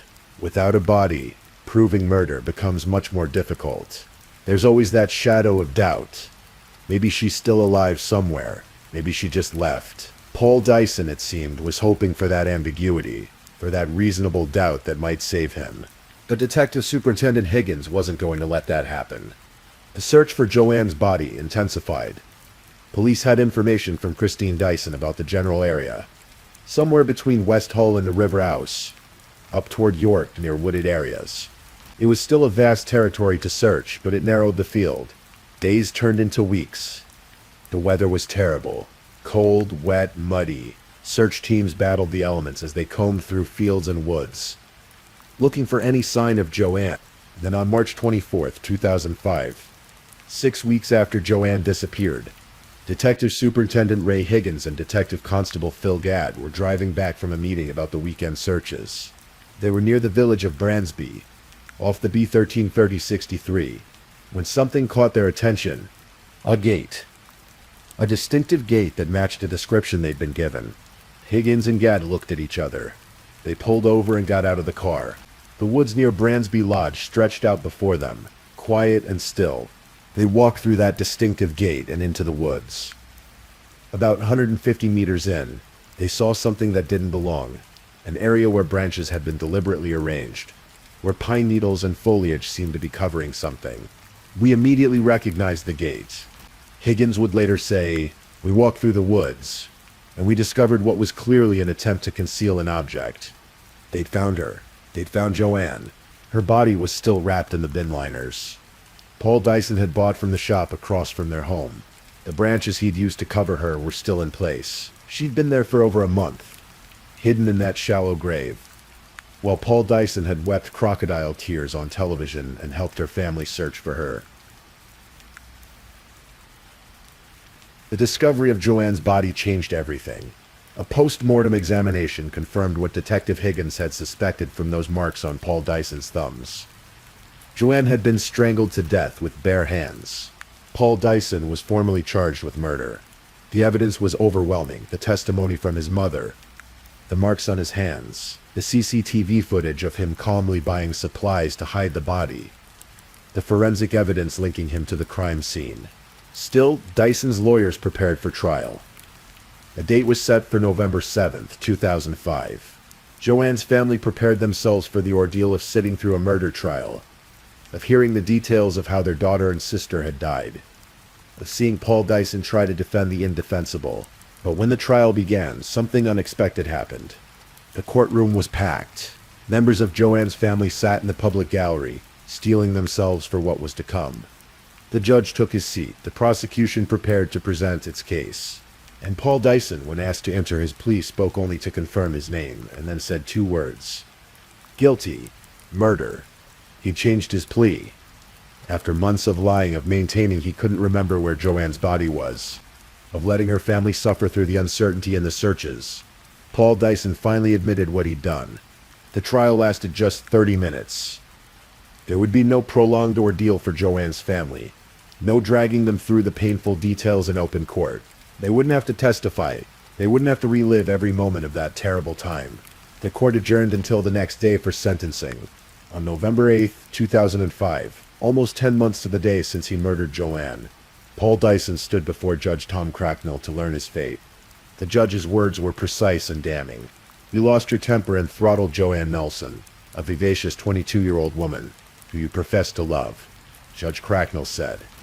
"Having done so, you practiced upon her body hideous indignities.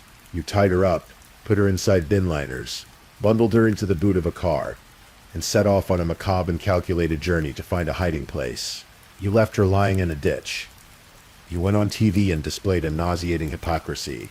You practiced this deception upon Joanne's family, leading them to think there may be some hope when there was none." Paul Dyson was sentenced to life in prison with a minimum term of 16 years before he would be eligible for parole.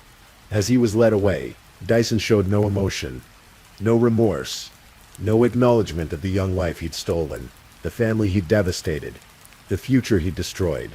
Joanne's family tried to move forward. Though how do you move forward from something like this? Charlie and Jean Nelson had lost their daughter in the most horrific way imaginable. Katie Nelson had lost her sister. They'd all been deceived by a man they'd welcomed into their family. A man who'd stood beside them searching for Joanne while knowing exactly where she was. Jenny Clark, Paul Dyson's ex-wife, saw his television appeal and immediately knew he was responsible.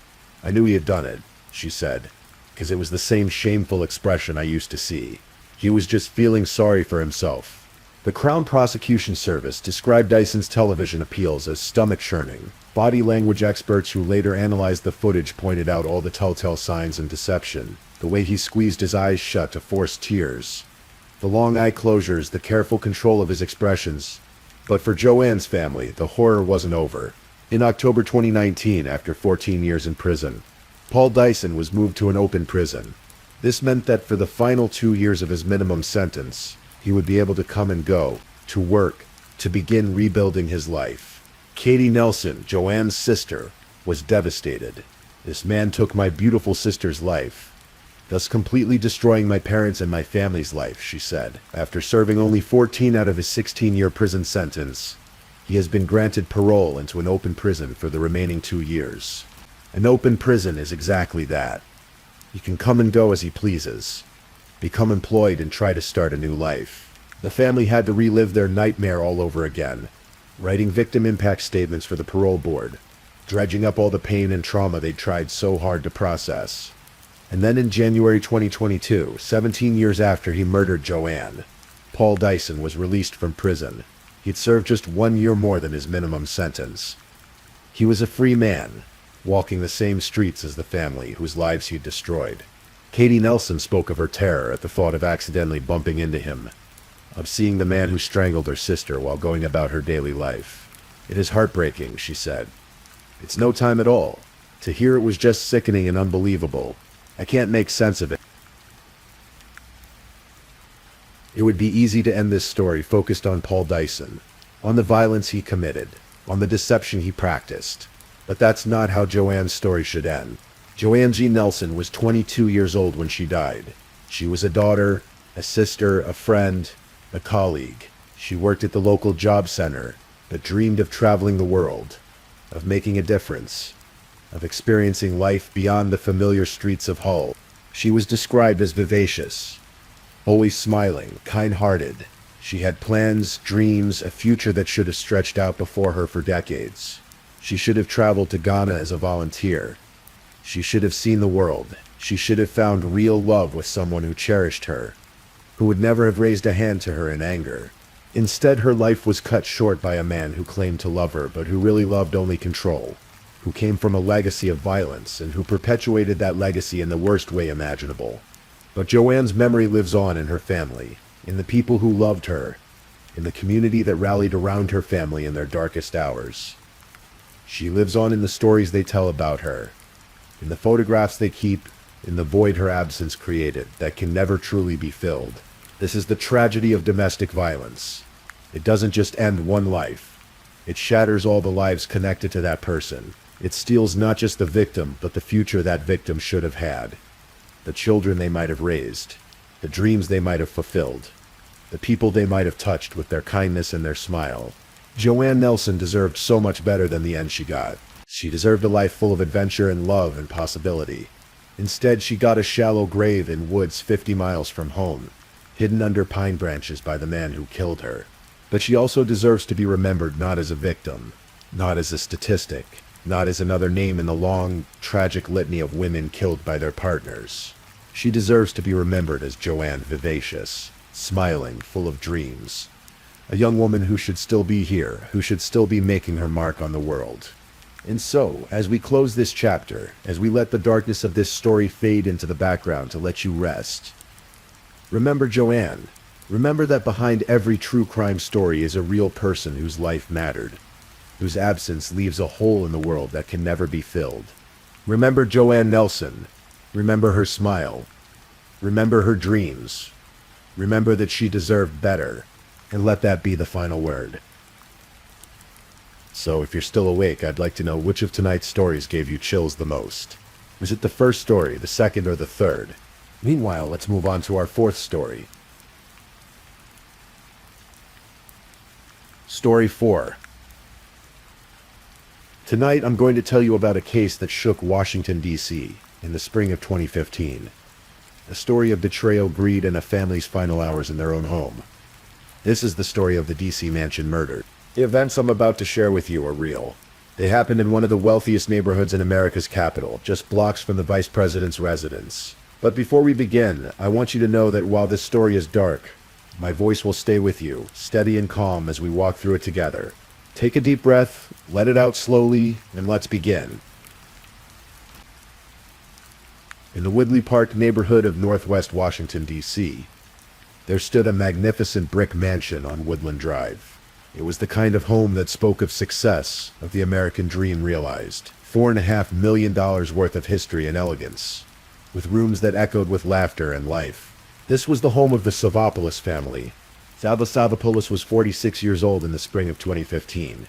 He had grown up in Montgomery County, Maryland, part of a prominent Greek-American family. Those who knew him from his days at Springbrook High School and the University of Maryland remembered him as handsome, ambitious, and impossibly popular.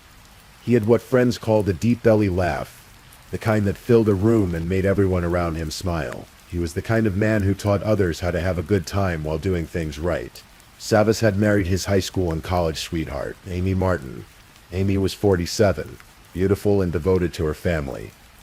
Together they had built a life that seemed almost too perfect. 3 children, a thriving business, and a home filled with love. Savas had earned his law degree from American University, but his true calling was the family business.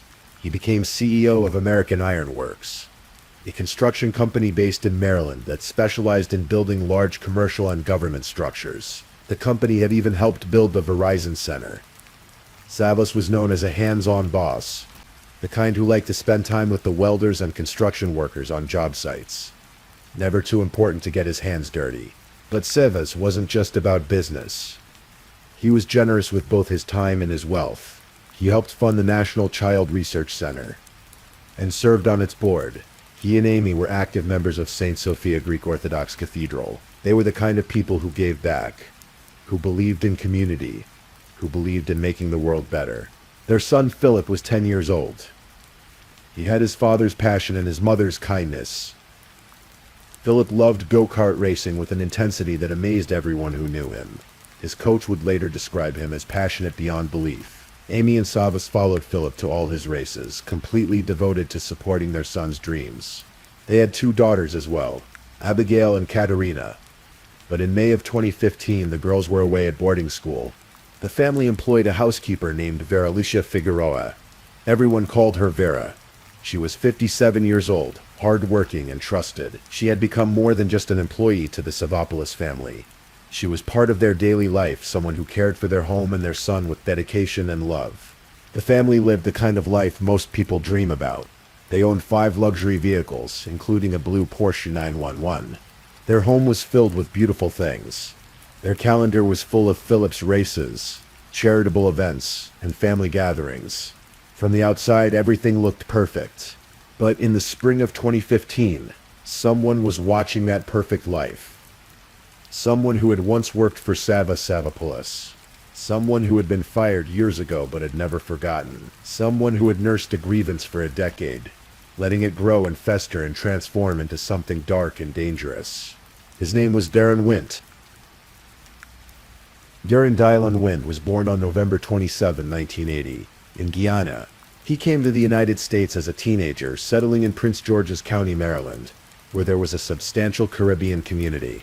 In 2000, when he was almost 20 years old, he tried to join the Marine Corps. He made it to boot camp, but was discharged for medical reasons before he could complete his training.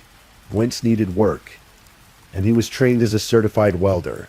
In 2003, he found employment at American Iron Works, where Savopoulos was CEO. For 2 years, Wint worked alongside other welders, and by some accounts, he and Savas had a friendly relationship. Some of Wint's family members would later claim the 2 men were friends. That Wint had even done some work at the Savopoulos mansion. But other workers at American Iron Works remembered something different. They remembered Wint as someone who couldn't get along with his co-workers, someone who made them feel uncomfortable, someone whose behavior became increasingly concerning. In 2005, everything came to a head. Wint threatened a co-worker with a knife. It was the kind of incident that couldn't be ignored, couldn't be explained away. Wint was fired. For most people, losing a job is difficult, but not insurmountable.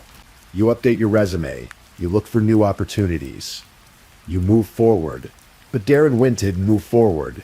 Instead, something inside him seemed to crack. Over the next few years, Wint had trouble maintaining steady employment. He reached out to American Iron Works in 2008, asking to be rehired. He tried again in 2009. Both times he was turned away. His criminal record was growing. An assault on a girlfriend in 2009, a property destruction charge in 2010, after threatening to kill a woman and her infant daughter. And then there was the incident at the gas station. In 2010, 5 years after being fired, Wint was arrested at a gas station directly across the street from the American Iron Works headquarters. When police apprehended him, he was carrying a 2-foot-long machete and a BB pistol. The weapons charges were eventually dropped, and he pleaded guilty to a lesser charge of possessing an open container of alcohol. But think about that for a moment. A gas station across the street from your former employer's headquarters, with weapons. What was he doing there? Was it coincidence? Or was he watching, waiting, planning? His own family had troubles with him too. In 2005, his father took out a protective order against him. There were other protective orders as well, issued by different people at different times. Darren Wint was a man who made people afraid. By 2015, Wint was 34 years old. He lived in an apartment complex in Lanham, Maryland, coincidentally less than half a mile from where the Savopoulos family would later park their luxury cars. For 10 years he had watched from a distance as Savada Savopoulos continued to succeed, continued to thrive, continued to live the kind of life Wint would never have. 10 years is a long time to hold a grudge. A long time for anger to transform into something darker. A long time to plan. Wednesday, May 13th, 2015, started like any normal day for the Savopoulos family. Savas spent most of the day at his latest project, a martial arts studio he owned in Chantilly, Virginia. One of the family's housekeepers, Melitza Gutierrez, was there helping him. They were cleaning, organizing, getting the space ready. It was the kind of hands-on work Savas enjoyed, even though he could have easily hired someone else to do it. Around 5:30 that afternoon, Savas received a call from Amy. She asked him to come home because she had plans to go out that evening. She needed him to watch Philip. It was a simple request, the kind married couples make every day. Savas left the studio and headed home to their mansion on Woodland Drive. Philip was recovering from a concussion he'd gotten in a go-kart accident. He was supposed to be taking it easy, staying home, resting, so it made sense that he'd be at the house that evening while his mother went out. But Amy never went anywhere that night. Sometime around 6 o'clock that evening, something changed in the Savopoulos house. The normal rhythms of daily life were interrupted. Someone entered the home, someone who had been waiting for this opportunity, someone who had planned for this moment. There were no signs of forced entry at the front door. Whoever came into that house either had a key, or the family let them in. Perhaps they knew them. Perhaps they trusted them. Later investigators would find evidence suggesting someone had kicked in a side door, a boot print on the exterior, clear and deliberate. But by then it was too late. By then the nightmare had already begun. We don't know exactly when Darren Wint entered the Savopoulos home. We don't know if he came alone or if others helped him. What we do know is that at some point that evening, the Savopoulos family and their housekeeper Vera became prisoners in their own home. 4 people, a successful businessman, his wife, their 10-year-old son, and their housekeeper. Bound with duct tape, held hostage, trapped in rooms they had walked through freely just hours before. The family had 2 dogs, loyal pets who would have barked, who would have tried to protect their family, but the dogs were somehow kept quiet or removed. The house had security cameras, but Wint seemed to know about them, seemed to know how to avoid them or disable them. As darkness fell over Woodland Drive that Wednesday evening, the neighbors had no idea what was happening just doors away. No screams pierced the quiet street. No sounds of struggle alerted anyone that something was terribly wrong. The mansion sat there, looking just as peaceful and elegant as always, while inside its walls a nightmare unfolded. Savas Savopoulos was a wealthy man, but he didn't keep large amounts of cash at home. Wint knew this. He also knew that Savas had access to money through his business, so he had a plan. He would force Savas to get him cash. A lot of it. $40,000. But banks don't just hand out that kind of money without notice. You can't walk in and withdraw $40,000 on a whim. Arrangements have to be made. Time has to pass. And so Wint had to wait. He had to keep the family alive long enough for the money to be gathered and delivered. And he had leverage. The most powerful leverage imaginable. Philip. A 10-year-old boy who trusted his parents to keep him safe. The hours that followed were a special kind of torture. Imagine being bound to a chair in your own home. Your hands tied behind you, duct tape wrapped around your wrists and ankles. Your child nearby, also bound, also terrified. Every parent's worst nightmare playing out in real time, and you're completely helpless to stop it. Savas Savopoulos had to make phone calls. He had to arrange for money to be withdrawn from his business accounts. He had to do it without raising suspicion, without alerting anyone that something was wrong. One wrong word, one hint of distress in his voice, and his family could pay the price. Around 8:30 that evening, Savas managed to contact his personal assistant, a young man named Jordan Wallace. Wallace was 28 years old, an aspiring race car driver who had been working for the Savopoulos family for only about 2 months. He had met the family at a go-kart racing facility where he worked as a coach, giving lessons to young Philip. When Wallace lost his job at the racing facility, Savas had generously offered him a position as a driver and personal assistant. Savas left Wallace a voicemail that evening. When you listen to it, and it would later be played in court, you hear something remarkable and heartbreaking. Savas sounds calm, friendly, upbeat. He even makes a joke about Wallace's outdated voicemail greeting.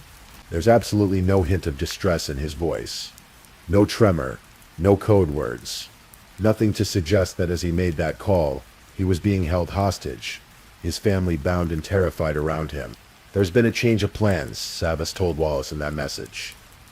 He needed Wallace to come to the American Iron Works office in Hyattsville, Maryland, the next morning to pick up a package. Wallace got the message. He thought nothing of it. It was unusual, sure, but his boss was a wealthy man with a lot of business dealings. Who was he to question it? But inside the mansion, the night stretched on. Hours passed. The family remained bound. Wint had to keep them alive until the money came, but he couldn't let them go, couldn't let them be comfortable, couldn't let them forget who was in control. At some point during that long night, someone, probably Amy since she was the one at home, ordered pizza, 2 pizzas from Domino's. Pepperoni. The delivery driver brought the food to the house. He had no idea what was happening inside. He left the pizzas and drove away. Just another routine delivery on just another Wednesday night. Inside, someone ate that pizza. They were careless. They left crust behind. Evidence they couldn't even imagine would matter later. Philip was made to suffer. The specifics are almost too terrible to speak aloud. But investigators would later determine that the young boy was tortured. Not for information. What could a 10-year-old know? But to coerce his father, to break Savas's will, to make absolutely certain he would do whatever was demanded of him. Think about Savas in those hours. Hearing his son in pain, knowing that only his cooperation could end that suffering. Knowing that $40,000 an amount that would barely dent his wealth was all that stood between his family and freedom. How desperate he must have been to get that money, to give Wint what he wanted, to end the nightmare. And think about Amy, bound and helpless, unable to comfort her son, unable to protect him, and Vera, the housekeeper who happened to be there on the wrong day, who was caught up in violence not meant for her, who must have wondered why this was happening, what she had done to deserve this fate. The night wore on. Outside, the world continued its normal rhythms. People slept in their beds. Cars drove by on Woodland Drive. The moon moved across the sky, and inside the mansion, 4 people waited for morning, hoped for rescue that wasn't coming, prayed that money would save them. Dawn broke on Thursday, May 14th. For most people in Washington, D.C., it was just another spring morning. But for the Savopoulos family, it had been approximately 19 hours since their ordeal began. 19 hours of fear. 19 hours of being held captive. 19 hours that must have felt like an eternity. At 7 o'clock that morning, Savas called Jordan Wallace directly. Again, his voice was controlled. Calm, he told Wallace about delivering the package. Wallace agreed, thinking this was just another odd job from his wealthy employer. He had no reason to suspect anything was wrong. Wallace met with Ted Chase, the chief financial officer of American Iron Works. That morning, Chase had withdrawn $40,000 in cash from the bank. 4 neat stacks of $100 bills. He handed the money to Wallace in a red bag. Wallace, seeing the enormous amount of cash, was amazed. He took a photograph of it and texted it to his girlfriend with a message. "My job is insane, don't tell anyone." He transferred the money from the red bag to a manila envelope in his car. Then he drove to the Savopoulos mansion on Woodland Drive.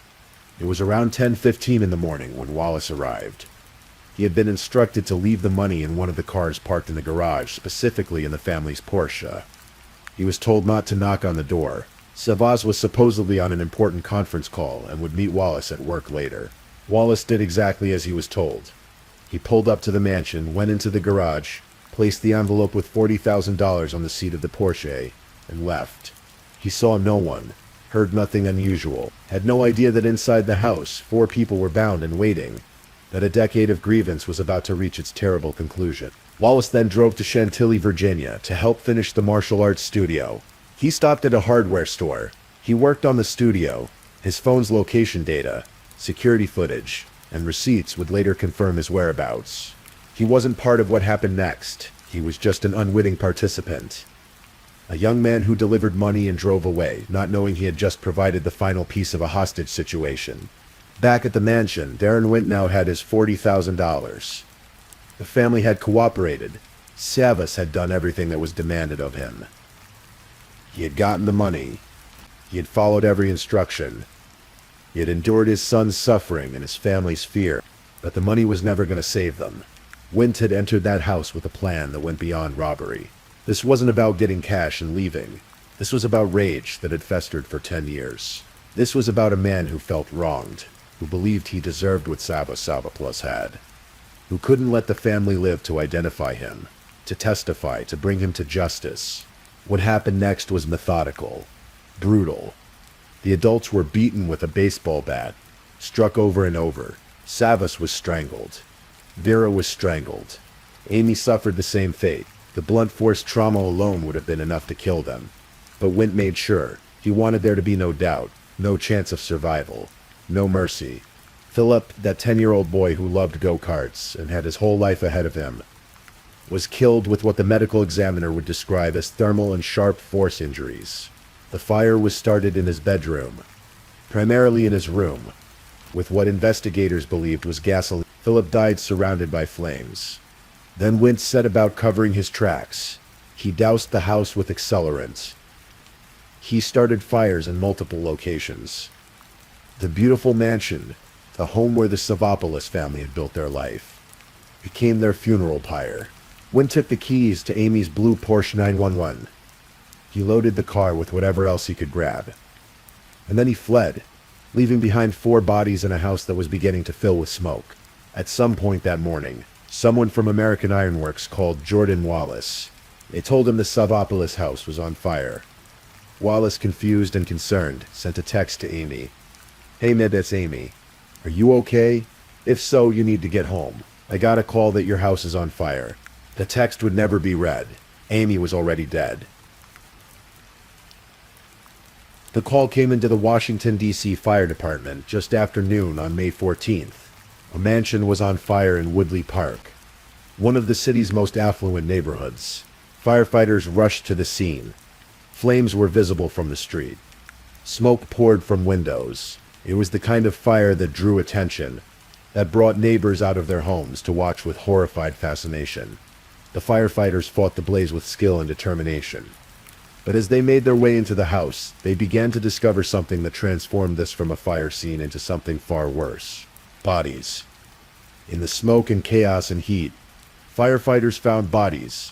One of them had to crawl on the ground, feeling his way through the black smoke-filled rooms, touching something that he realized with horror was human remains.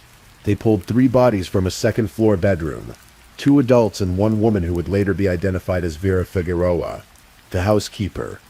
But Vera was still alive when they found her. Barely. She was unconscious, severely injured, but clinging to life. They rushed her to the hospital. She died there, her suffering finally over. In another bedroom, they found Philip, the 10-year-old boy. The medical examiner would later determine that he had been stabbed and then burned. The fire had been most intense in his room, as if whoever started it wanted to make absolutely sure no one could investigate what had happened to him. Police quickly determined this was no ordinary house fire. The victims had been killed before the fire started, beaten, stabbed, strangled, and then burned. This was murder. This was intentional. This was planned. Detectives swarmed the scene. They cordoned off Woodland Drive. They began the grim work of processing a crime scene that was also a fire scene, where evidence had been damaged or destroyed by flames and water. They interviewed neighbors. They looked for witnesses. They tried to piece together what had happened. Who could have done this, and why? And that's when they found the pizza boxes. 2 Domino's pizza boxes, partially burned but still intact enough to be valuable. Inside one of them was a crust, a half-eaten slice of pepperoni pizza that someone had left behind. The fire hadn't completely destroyed it, and on that crust investigators found saliva, DNA.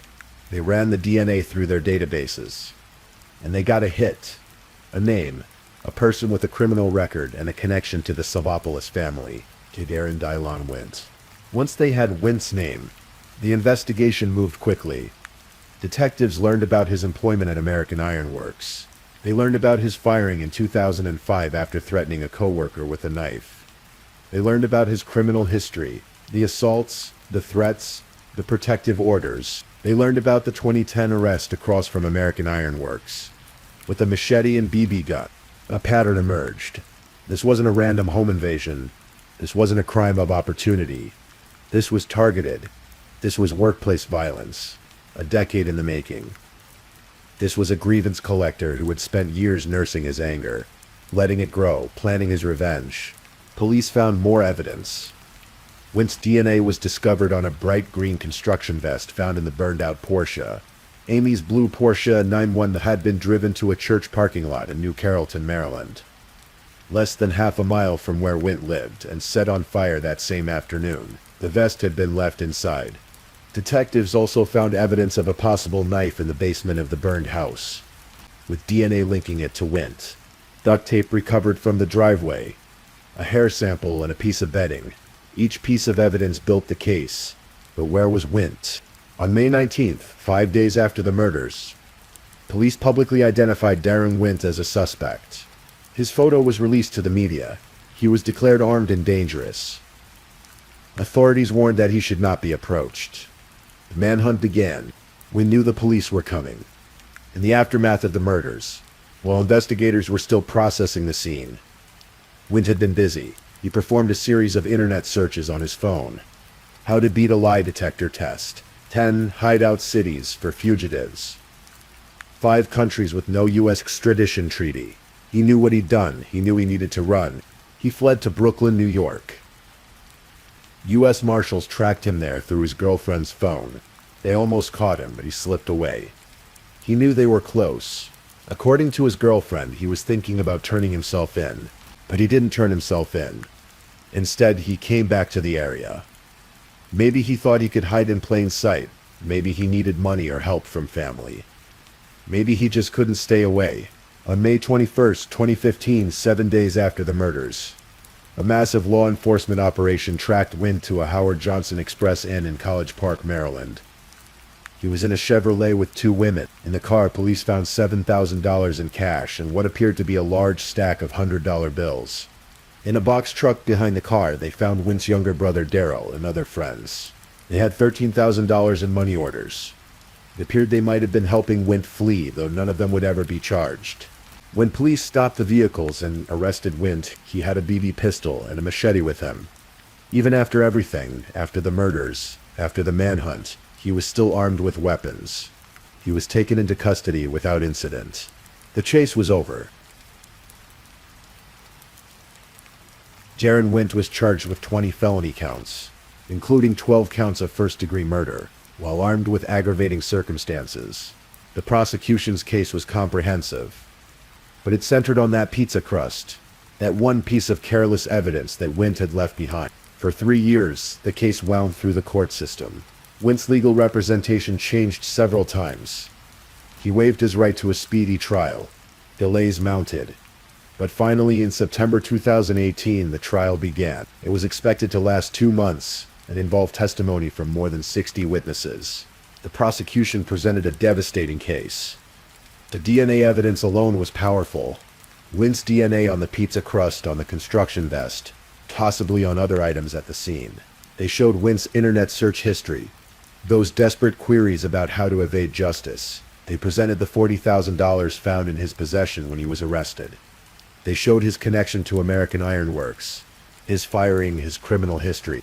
They described the 19 hours of captivity, the torture, the beating with a baseball bat, the strangulation, the stabbing, the fire.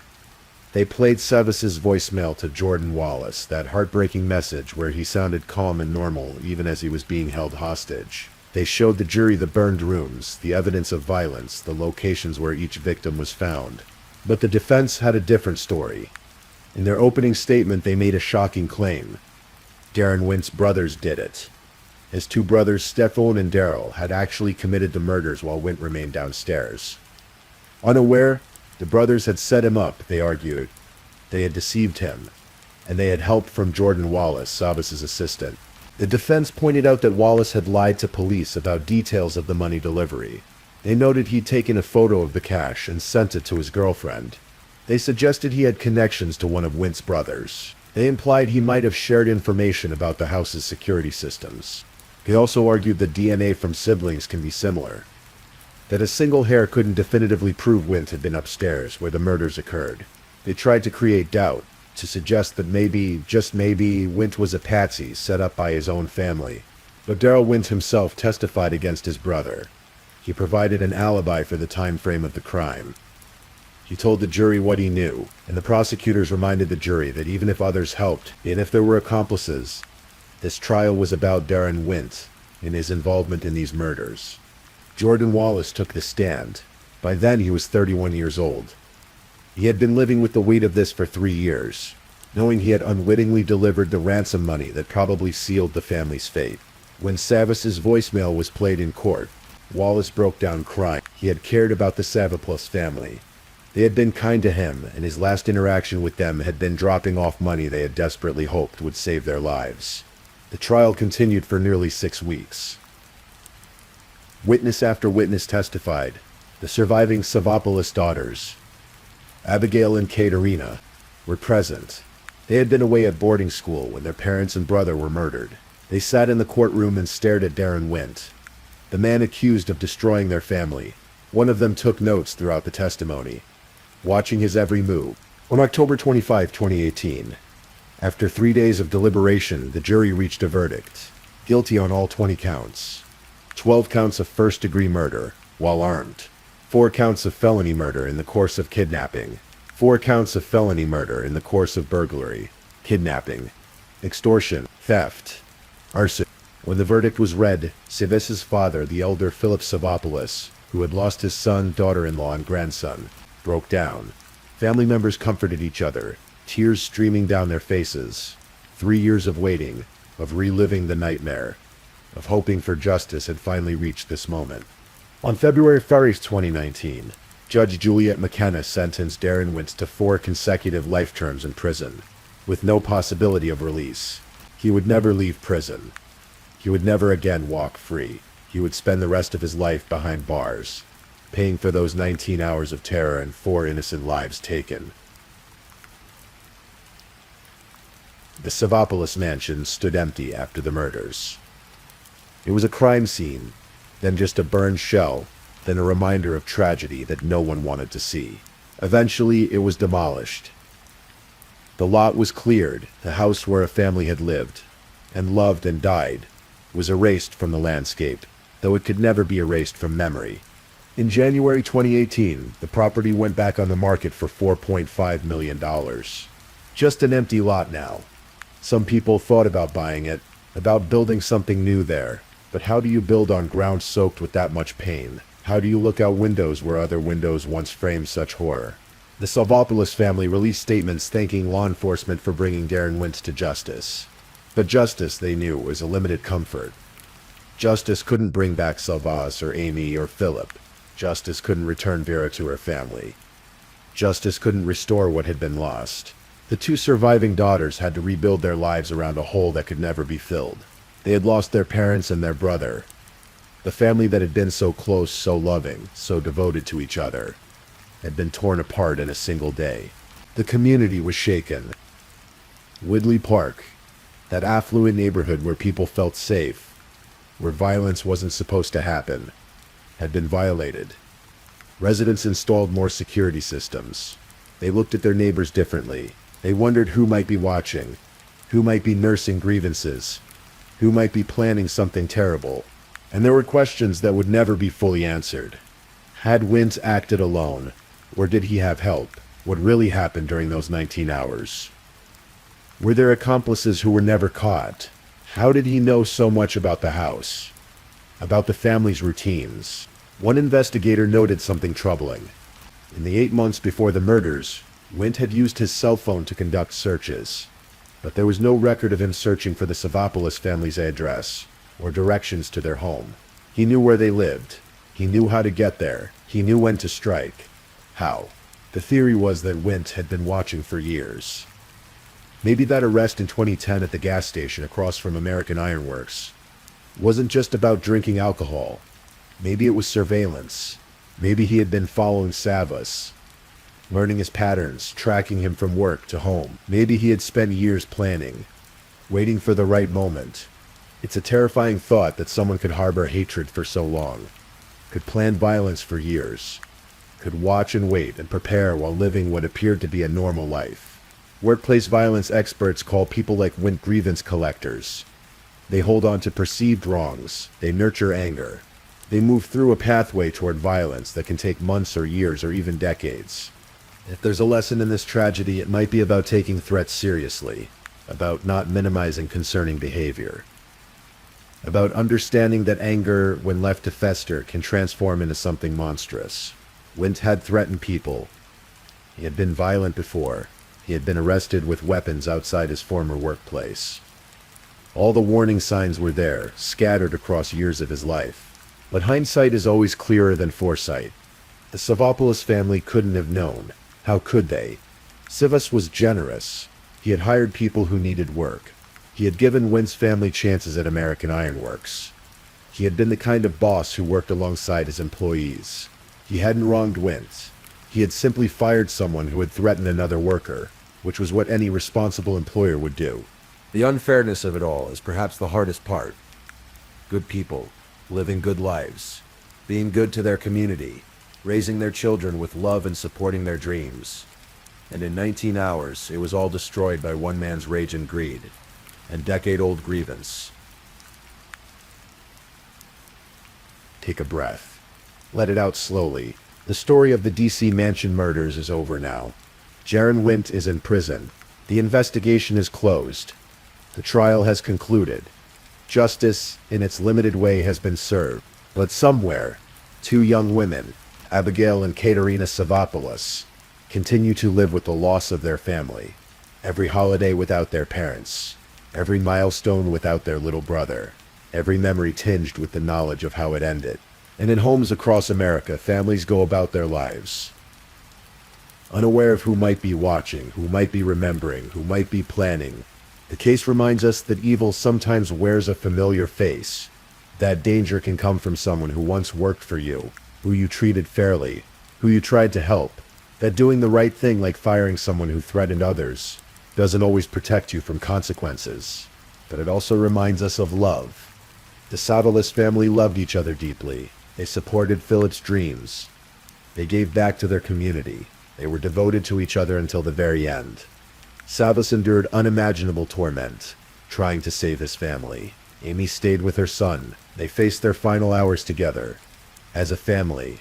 And Vera, loyal Vera, who was simply doing her job, caring for a home and the people in it. She deserves to be remembered too. She wasn't wealthy. She wasn't famous. She was a hard-working woman who showed up that day not knowing it would be her last. Her life mattered just as much as the others. The National Child Research Center, where Savas had served on the board, established the Savopoulos Family Foundation in honor of the family. Their legacy of generosity and community service continues. Even though they're gone, Philip's go-kart racing community mourned him deeply. His coach said Philip had taught him about passion, about dedication, about loving something so much you give it everything you have. That's how Philip approached racing. That's how the Savopoulos family approached life. The Greek Orthodox community in Washington held services. Hundreds attended the funerals. The pews were filled with people whose lives had been touched by this family's kindness and generosity. In death as in life, the Savopoulos family brought people together. Please, if you're still awake, let's move on to our last story.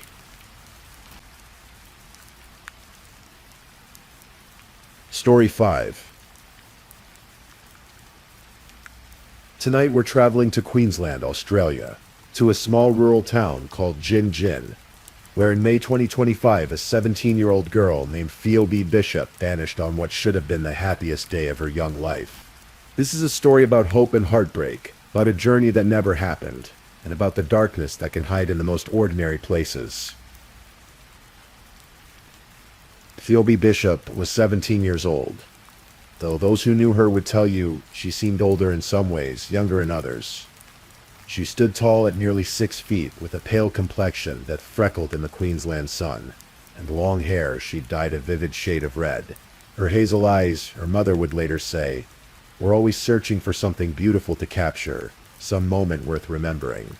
Her mother, Kylie Johnson, described Fiobe as strong-willed, someone who followed her own beat through life. She had affectionate nicknames that her family used. Fifi, Nanny McPhee, sometimes just Flea Flea. She was an aunt to little Tallulah, a sister to Jamie, Jessie, Kaylee, Ruby Lay, and Ibel. She loved the outdoors with a passion inherited from both sides of her family. From her grandfather and father, she got her love of cars. From her mother and brothers, she inherited a deep appreciation for four-wheel driving and camping under open skies. Fiobe had dreams of becoming a photographer. She wanted to capture the world through a lens, to frame moments of beauty and preserve them forever. It was a gentle ambition for someone who friends described as having a gentle soul and a generous spirit. Someone who always stood up for what was right, who cared deeply for others. But in May 2025, Fiobe wasn't living the life she dreamed of. She was staying in a decrepit house in Jinjin, a rural town about 50 kilometers west of Bundaberg, in a property that neighbors would later describe with barely concealed disgust. The house reeked. Dead animals had been found inside, 4 dogs by some accounts, up to 13 by others. Rubbish was stacked throughout the rooms. It was by all accounts a place of neglect and decay. She shared this house with 2 people, James Wood, a 34-year-old man, and Tinika Bromley, a 33-year-old woman. Bromley had a connection to Fiobe's family. She had once worked for Fiobe's mother, Kylie, before being made redundant in 2024. How Fiobe came to be living in that house, with those people in those conditions, was a question that would haunt her family in the weeks to come. But Fiobe had something to look forward to. She had hope.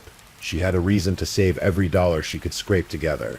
She had someone waiting for her, 3,500 kilometers away, across the vast Australian continent. She had Levi.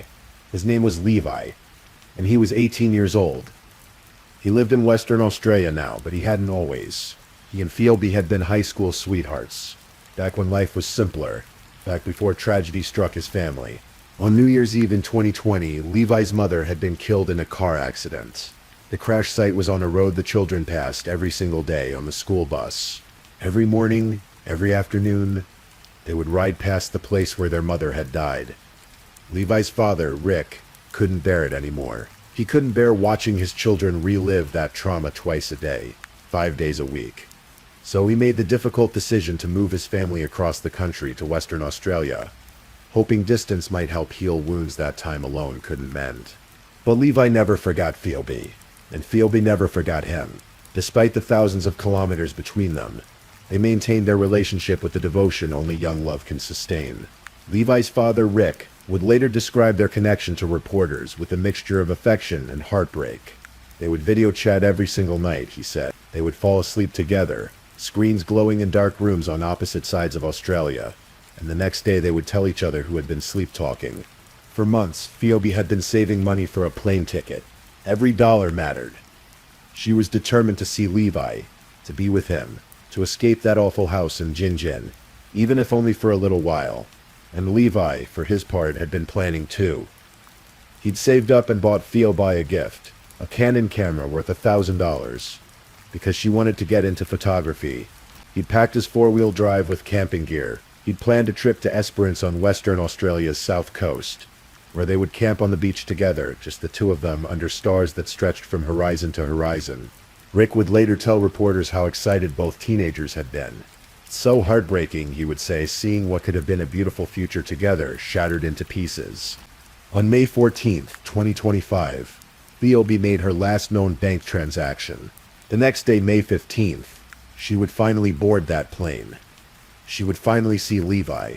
After all the video calls, all the sleep-talking, all the planning and saving and dreaming, they would finally be together again. That was the plan. But plans, as we know, don't always work out the way we hope. The morning of May 15th dawned like any other in Jinjin. The sun rose over the rural Queensland landscape, casting long shadows across empty roads and quiet properties. Inside that rundown house, Fiobe Bishop was preparing for her journey. She packed her luggage. She put on a green tank top and gray sweatpants, comfortable clothes for a long day of travel. She had her red hair pulled back. She was ready. James Wood and Tanika Bromley, her housemates, offered to drive her to Bundaberg Airport in Bromley's gray Hyundai X35. It wasn't far, about 50 kilometers. An easy drive. Fiobe accepted. She climbed into the vehicle with her luggage, her dreams packed as carefully as her clothes. At approximately 8:30 that morning, CCTV cameras captured that gray Hyundai near Airport Drive in Bundaberg, close to the terminal. Fiobe Bishop was inside that car. She had her luggage. She was wearing that green tank top and those gray sweatpants. She was so close to that flight, so close to Brisbane, so close to Perth, so close to Levi and that camera and that beach at Esperance. Around that same time, 8:30 in the morning, Fiobe made one final phone call to Levi. They spoke. Perhaps she told him she was almost there. Perhaps she told him she loved him. Perhaps she said she'd see him soon. We don't know what they said to each other in those last moments. What we know is that after that call ended, Fiobe's phone was switched off. It has remained silent ever since. Fiobe Bishop never entered the Bundaberg Airport terminal. CCTV footage would later confirm this. She never checked in for her flight to Brisbane. She never boarded that plane. She never landed in Perth. And in Western Australia, Levi waited at the Perth airport, checking the arriving flights again, and again watching passengers emerge from gates, searching the crowd for red hair and hazel eyes. He waited until it became clear that something was terribly, terribly wrong. Fiobe Bishop had vanished. On May 16th, the day after Fiobe disappeared, Queensland Police issued a missing person alert. The message went out across the region. Fiobe Bishop, 17 years old, approximately 180 centimeters tall, pale complexion, long red-dyed hair, hazel eyes, last seen carrying luggage, wearing a green tank top and gray sweatpants. Fiobe's mother, Kylie Johnson, took to social media with desperate appeals. If anyone has seen or heard from Fiobe, please contact the police, she begged. Over 400 missing person posters were distributed across the Wide Bay region, plastered on shop windows, telephone poles, community boards. Fiobe's face stared out from those posters, her red hair bright, her expression hopeful, frozen in a moment before she disappeared. Police declared 2 crime scenes. The first was the property in Gin, where Fiobe had been living with Wood and Bromley. The second was that gray Hyundai X35, registration 4040 UD. Detective Acting Inspector Ryan Thompson held a press conference. "We do hold concerns for her safety," he said. "It has been nearly a week since she was last sighted, and it's out of character for her not to make any contact with anyone." But Thompson was careful with his words. "Just because we are deeming this suspicious doesn't mean anything sinister has happened," he said, though his tone suggested he feared otherwise. The investigation focused initially on Airport Drive and the Samuels Road area in Bundaberg, then expanded to Gin. Police appealed for dashcam footage for any sightings of that gray Hyundai between May 15th and 18th. James Wood and Tanika Bromley, Fiobe's housemates, spoke to officers. They cooperated. The police said, at that stage there were no persons of interest. As the days passed, Kylie Johnson's social media posts became increasingly anguished. "As another day starts, it's getting harder to breathe," she wrote. "The numbness that we feel at the not knowing is eating at us. We would do anything just to hear your voice, to have you curl up in my lap and hold you tight with your wild, crazy hair in my face, annoying my nose. I have no words to describe what this is doing to our family, to our friends, and to our community." On May 23rd, 8 days after Fiobe vanished, the search expanded dramatically. Phone data had led investigators to Goodnight Scrub National Park, an hour's drive from Bundaberg Airport. Homicide detectives were called in. Police divers combed waterways. Cadaver dogs searched the dense bushland. Drones flew overhead, cameras scanning the unforgiving terrain below. Detective Acting Inspector Thompson told reporters they had recovered some items of interest, though he wouldn't specify what. He mentioned telecommunications data, snippets of information, and he said something that sent a chill through everyone following the case. There was reason to believe evidence might have been moved from the national park before investigators arrived. Someone, it seemed, had been there first. By May 26, Queensland Premier David Crisafulli publicly expressed concern about the case. The story was now making national headlines. A 17-year-old girl had disappeared on her way to see her boyfriend. She had simply vanished, as if the earth had opened up and swallowed her whole. Starting day 20 with you still missing, Fiobe. Kylie wrote on June 3rd, "I don't know if life will ever be the same again. I don't know if I will ever look at the world the same way that I did before May 15th. What I do know is that people have information on where you are, Fio, and we need that reported to police." There was a note of accusation in those words now, a growing certainty that someone knew something. Someone was keeping a terrible secret. On June 4th, 20 days after Fiobe disappeared, police announced they were suspending the physical search. The news hit the community hard. Had they given up? Were they abandoning Fiobe? But that same day, James Wood was arrested. He was taken into custody for questioning regarding Fiobe's disappearance. Hours later, he was released without charge. The investigation, police said, was ongoing. The next day, June 5th, exactly 3 weeks after Fiobe vanished, everything changed. That evening, police arrested both James Wood and Tanika Bromley in the Bundaberg area. Both were charged with 1 count of murder and 2 counts of interfering with a corpse.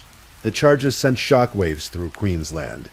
Interfering with a corpse, the plural was chilling. Police alleged that Fiobe's body had been moved not once, but twice. The remains of Fiobe Bishop have not been located to date, Queensland Police said in their statement that night.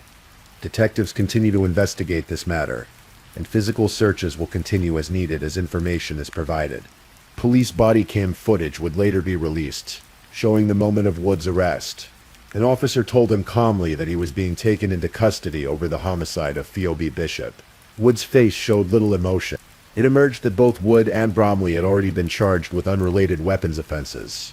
Police had found a shortened firearm, ammunition, and 2 replica handguns in their car in their home. The house where Fiobe had been living was revealed to be even worse than neighbors had suggested, not just neglected but dangerous, filled with weapons and death. On June 6th, Wood and Bromley made their first court appearance at Bundaberg Magistrates Court. They did not appear in person, but were represented by lawyers. Both were remanded in custody. Their next court appearance was set for August 11th. Outside the courthouse, Fiobe's sister Kaylee Bishop faced reporters, her voice breaking. She was flanked by supporters, locals holding signs. "If you've got any information about Fiobe or the car, or anything like that, just come forward," Kaylee said. 3 weeks is too long for us as a family and all of her friends. We just want her home. She was loved and she's missed dearly. That afternoon, police made another announcement. They had found something. At approximately 2:30 in the afternoon, on June 6th, police located human remains during a search of an area near Goodnight Scrub National Park, southwest of Bundaberg. The remains were found on a back road surrounded by dense bushland, not too far from the original search area. As Detective Inspector Craig Mansfield would later say, "The remains have not been buried. They lay exposed in that harsh Queensland landscape, hidden only by the scrub in the distance from any traveled road." Police established a crime scene. Forensic teams moved in. The painstaking work of formal identification began.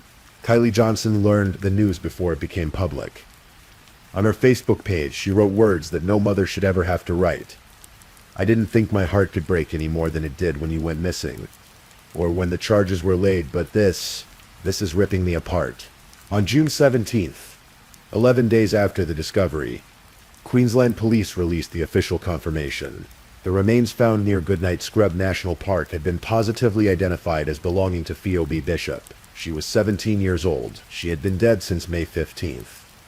The day she was supposed to fly to see her boyfriend, the day she'd made that final phone call, the day she disappeared. Police believed they understood the motive, though they weren't sharing it publicly. They alleged that Fiobe had been killed shortly after she was recorded on Airport Drive that morning at 8:30. They alleged that her body had been moved on May 15th, the day of her death, and then moved again 2 days later on May 17th. Fiobe's luggage has never been found. Her phone has never been recovered.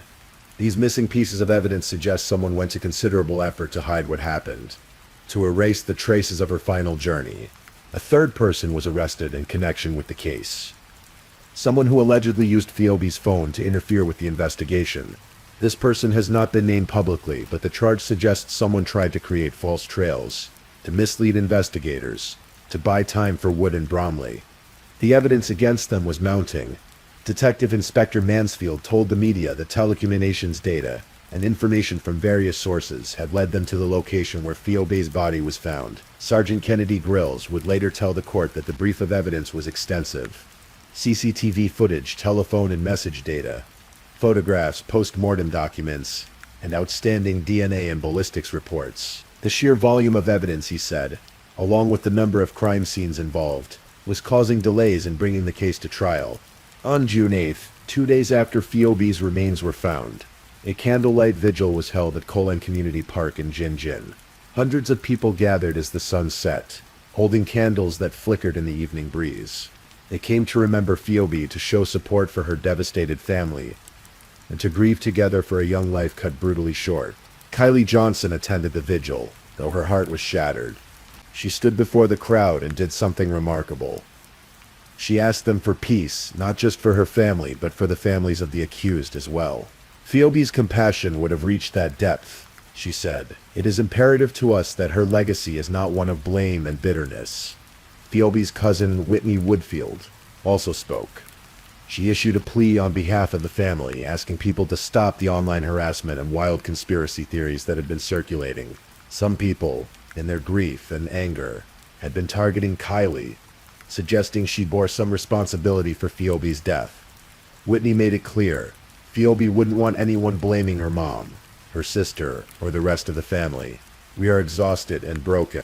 On June 16th, 10 days after Fiobe's remains were found, her friends and community organized a memorial convoy. More than 50 vehicles, cars, trucks, four-wheel drives gathered in Jinjin, then drove together through South Kolen and Sharon, making their way to Bundaberg Regional Airport, the place Fiobe had been heading that terrible morning. People lined the roads, waving, cheering, showing their love.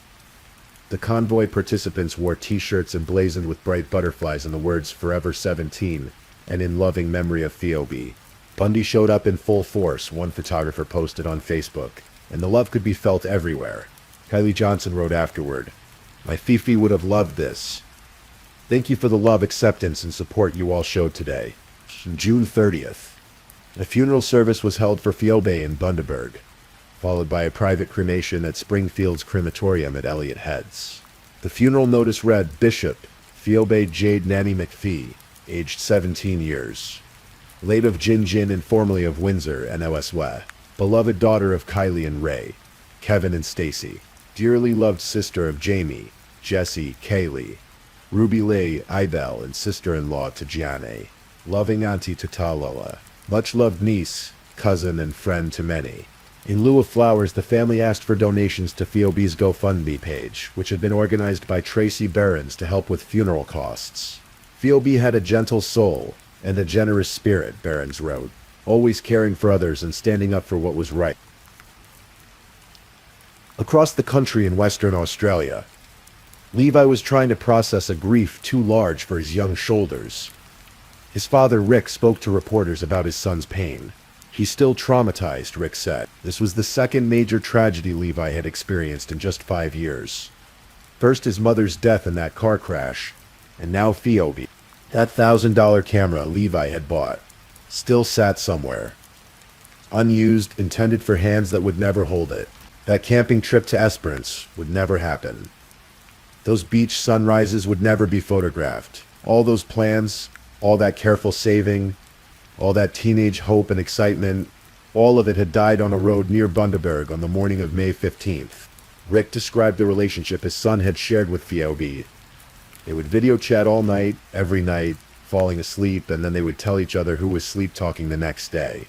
It was such an intimate detail, such a simple expression of young love. Two teenagers separated by an entire continent, finding comfort in each other's virtual presence, falling asleep together with glowing screens as their only connection. And now Levi sleeps alone. Now there's silence where Fiobe's voice used to be. Rick's words echo with the father's helpless pain. It's so heartbreaking, seeing what could have been a beautiful future together shattered into pieces. As this story draws to a close, many questions remain unanswered. The case against James Wood and Tonica Bromley is still working its way through the Queensland justice system. Their next court appearance, initially scheduled for August 2025, has been delayed due to the complexity and volume of evidence. Neither has entered a plea. Both remain in custody. What exactly happened in that gray Hyundai on the morning of May 15th? Why did Fiobe never make it into the airport terminal when she was so close? What was the motive that police claim to understand but won't reveal publicly? Why was her body moved twice? Where are her luggage and her phone? Perhaps most haunting of all, could this have been prevented? Fiobe was living in conditions that neighbors described as deplorable. Wood and Bromley had weapons in their home, illegal weapons. They had dead animals throughout the property. These were warning signs of dysfunction and danger. Yet Fiobe remained there, trapped by circumstances we may never fully understand. Her mother, Kylie, had hired Bromley as an employee before making her redundant in 2024. Was there resentment there? Was there some perceived debt or obligation that led to Fiobe staying in that house? These are speculations, connections that may mean nothing, or may mean everything. What we know with certainty is this. On May 15, 2025, a 17-year-old girl with red hair and dreams of becoming a photographer disappeared on her way to see the boy she loved. Her housemates are accused of murdering her and moving her body to hide the evidence of their crime. Her remains were found 3 weeks later in Bushland, and a third person allegedly used her phone to mislead the investigation. We know that her mother's heart is broken beyond repair. We know that her sister stood on courthouse steps and begged for information. We know that her boyfriend waited at an airport for a plane that would never arrive. We know that more than 50 vehicles drove through rural Queensland roads in her memory, and hundreds of people held candles in the gathering dark. We know that Fiobe Bishop will be forever 17, frozen in time at the very moment when her life was about to change, when adventure and love and photography and beach camping were all just a plane ride away. The legal process will continue. Evidence will be presented. Witnesses will testify. Eventually there may be a trial, and perhaps there will be convictions, and perhaps James Wood and Tonica Bromley will spend the rest of their lives in prison for what they're accused of doing. But none of that will bring Fiobe back. None of it will undo that morning of May 15th. None of it will put that Canon camera in her hands, or let her watch a sunrise over Esperance Beach with the boy who loved her. Before we end tonight, there's something important to remember about cases like this. True crime isn't just about murder and mystery. It's about the ripples that spread outward from a single act of violence, touching hundreds of lives, changing communities forever. Shenzhen is a small town. Everyone knew everyone. Now they all know what happened in that house on their street. They all remember those searches, those missing person posters, those desperate days hoping Fiobe would be found alive. They all carry a piece of this tragedy with them. Fiobe's family has asked that her legacy not be one of blame and bitterness. They want her remembered for her gentle soul, her generous spirit, her love of the outdoors, her passion for standing up for what was right. They want people to remember Nanny McPhee, Fifi Flea Flea, a girl who made her family laugh, who was a devoted aunt to little Talaya, who spent hours on video calls with her boyfriend, falling asleep to the sound of his breathing 3,000 kilometers away. If there's a lesson in this terrible story, perhaps it's this. Pay attention to the vulnerable people around you. Notice when someone is living in conditions no one should have to endure. Speak up when something feels wrong. Ask questions when a friend seems trapped in a bad situation. Sometimes the difference between life and death is as simple as someone caring enough to intervene, to offer help, to provide an escape route. Fiobe was trying to escape. She had saved for months for that plane ticket. She was so close. She was wearing her green tank top and gray sweatpants, carrying her luggage, just 50 kilometers from the airport, just hours from Brisbane, just a connecting flight from Perth, just a car ride from Levi's arms and that beach, and that camera and that future that should have been hers. She was so close. And that's perhaps the most heartbreaking part of all. If you or someone you know is in a dangerous living situation, please reach out for help. There are resources available, people who care, ways to escape before it's too late. Remember Fiobe Bishop. Remember that she was loved. Remember that she mattered. Remember that her life had value beyond this tragedy. Rest well, Fiobe. Forever 17. Thank you for listening to tonight's true crime story. Rest peacefully knowing that another story awaits you next time, ready to accompany you on another journey toward restorative sleep. But if you're still awake, don't forget to like and subscribe so you don't miss our next true crime stories. And until next time, stay safe and take care.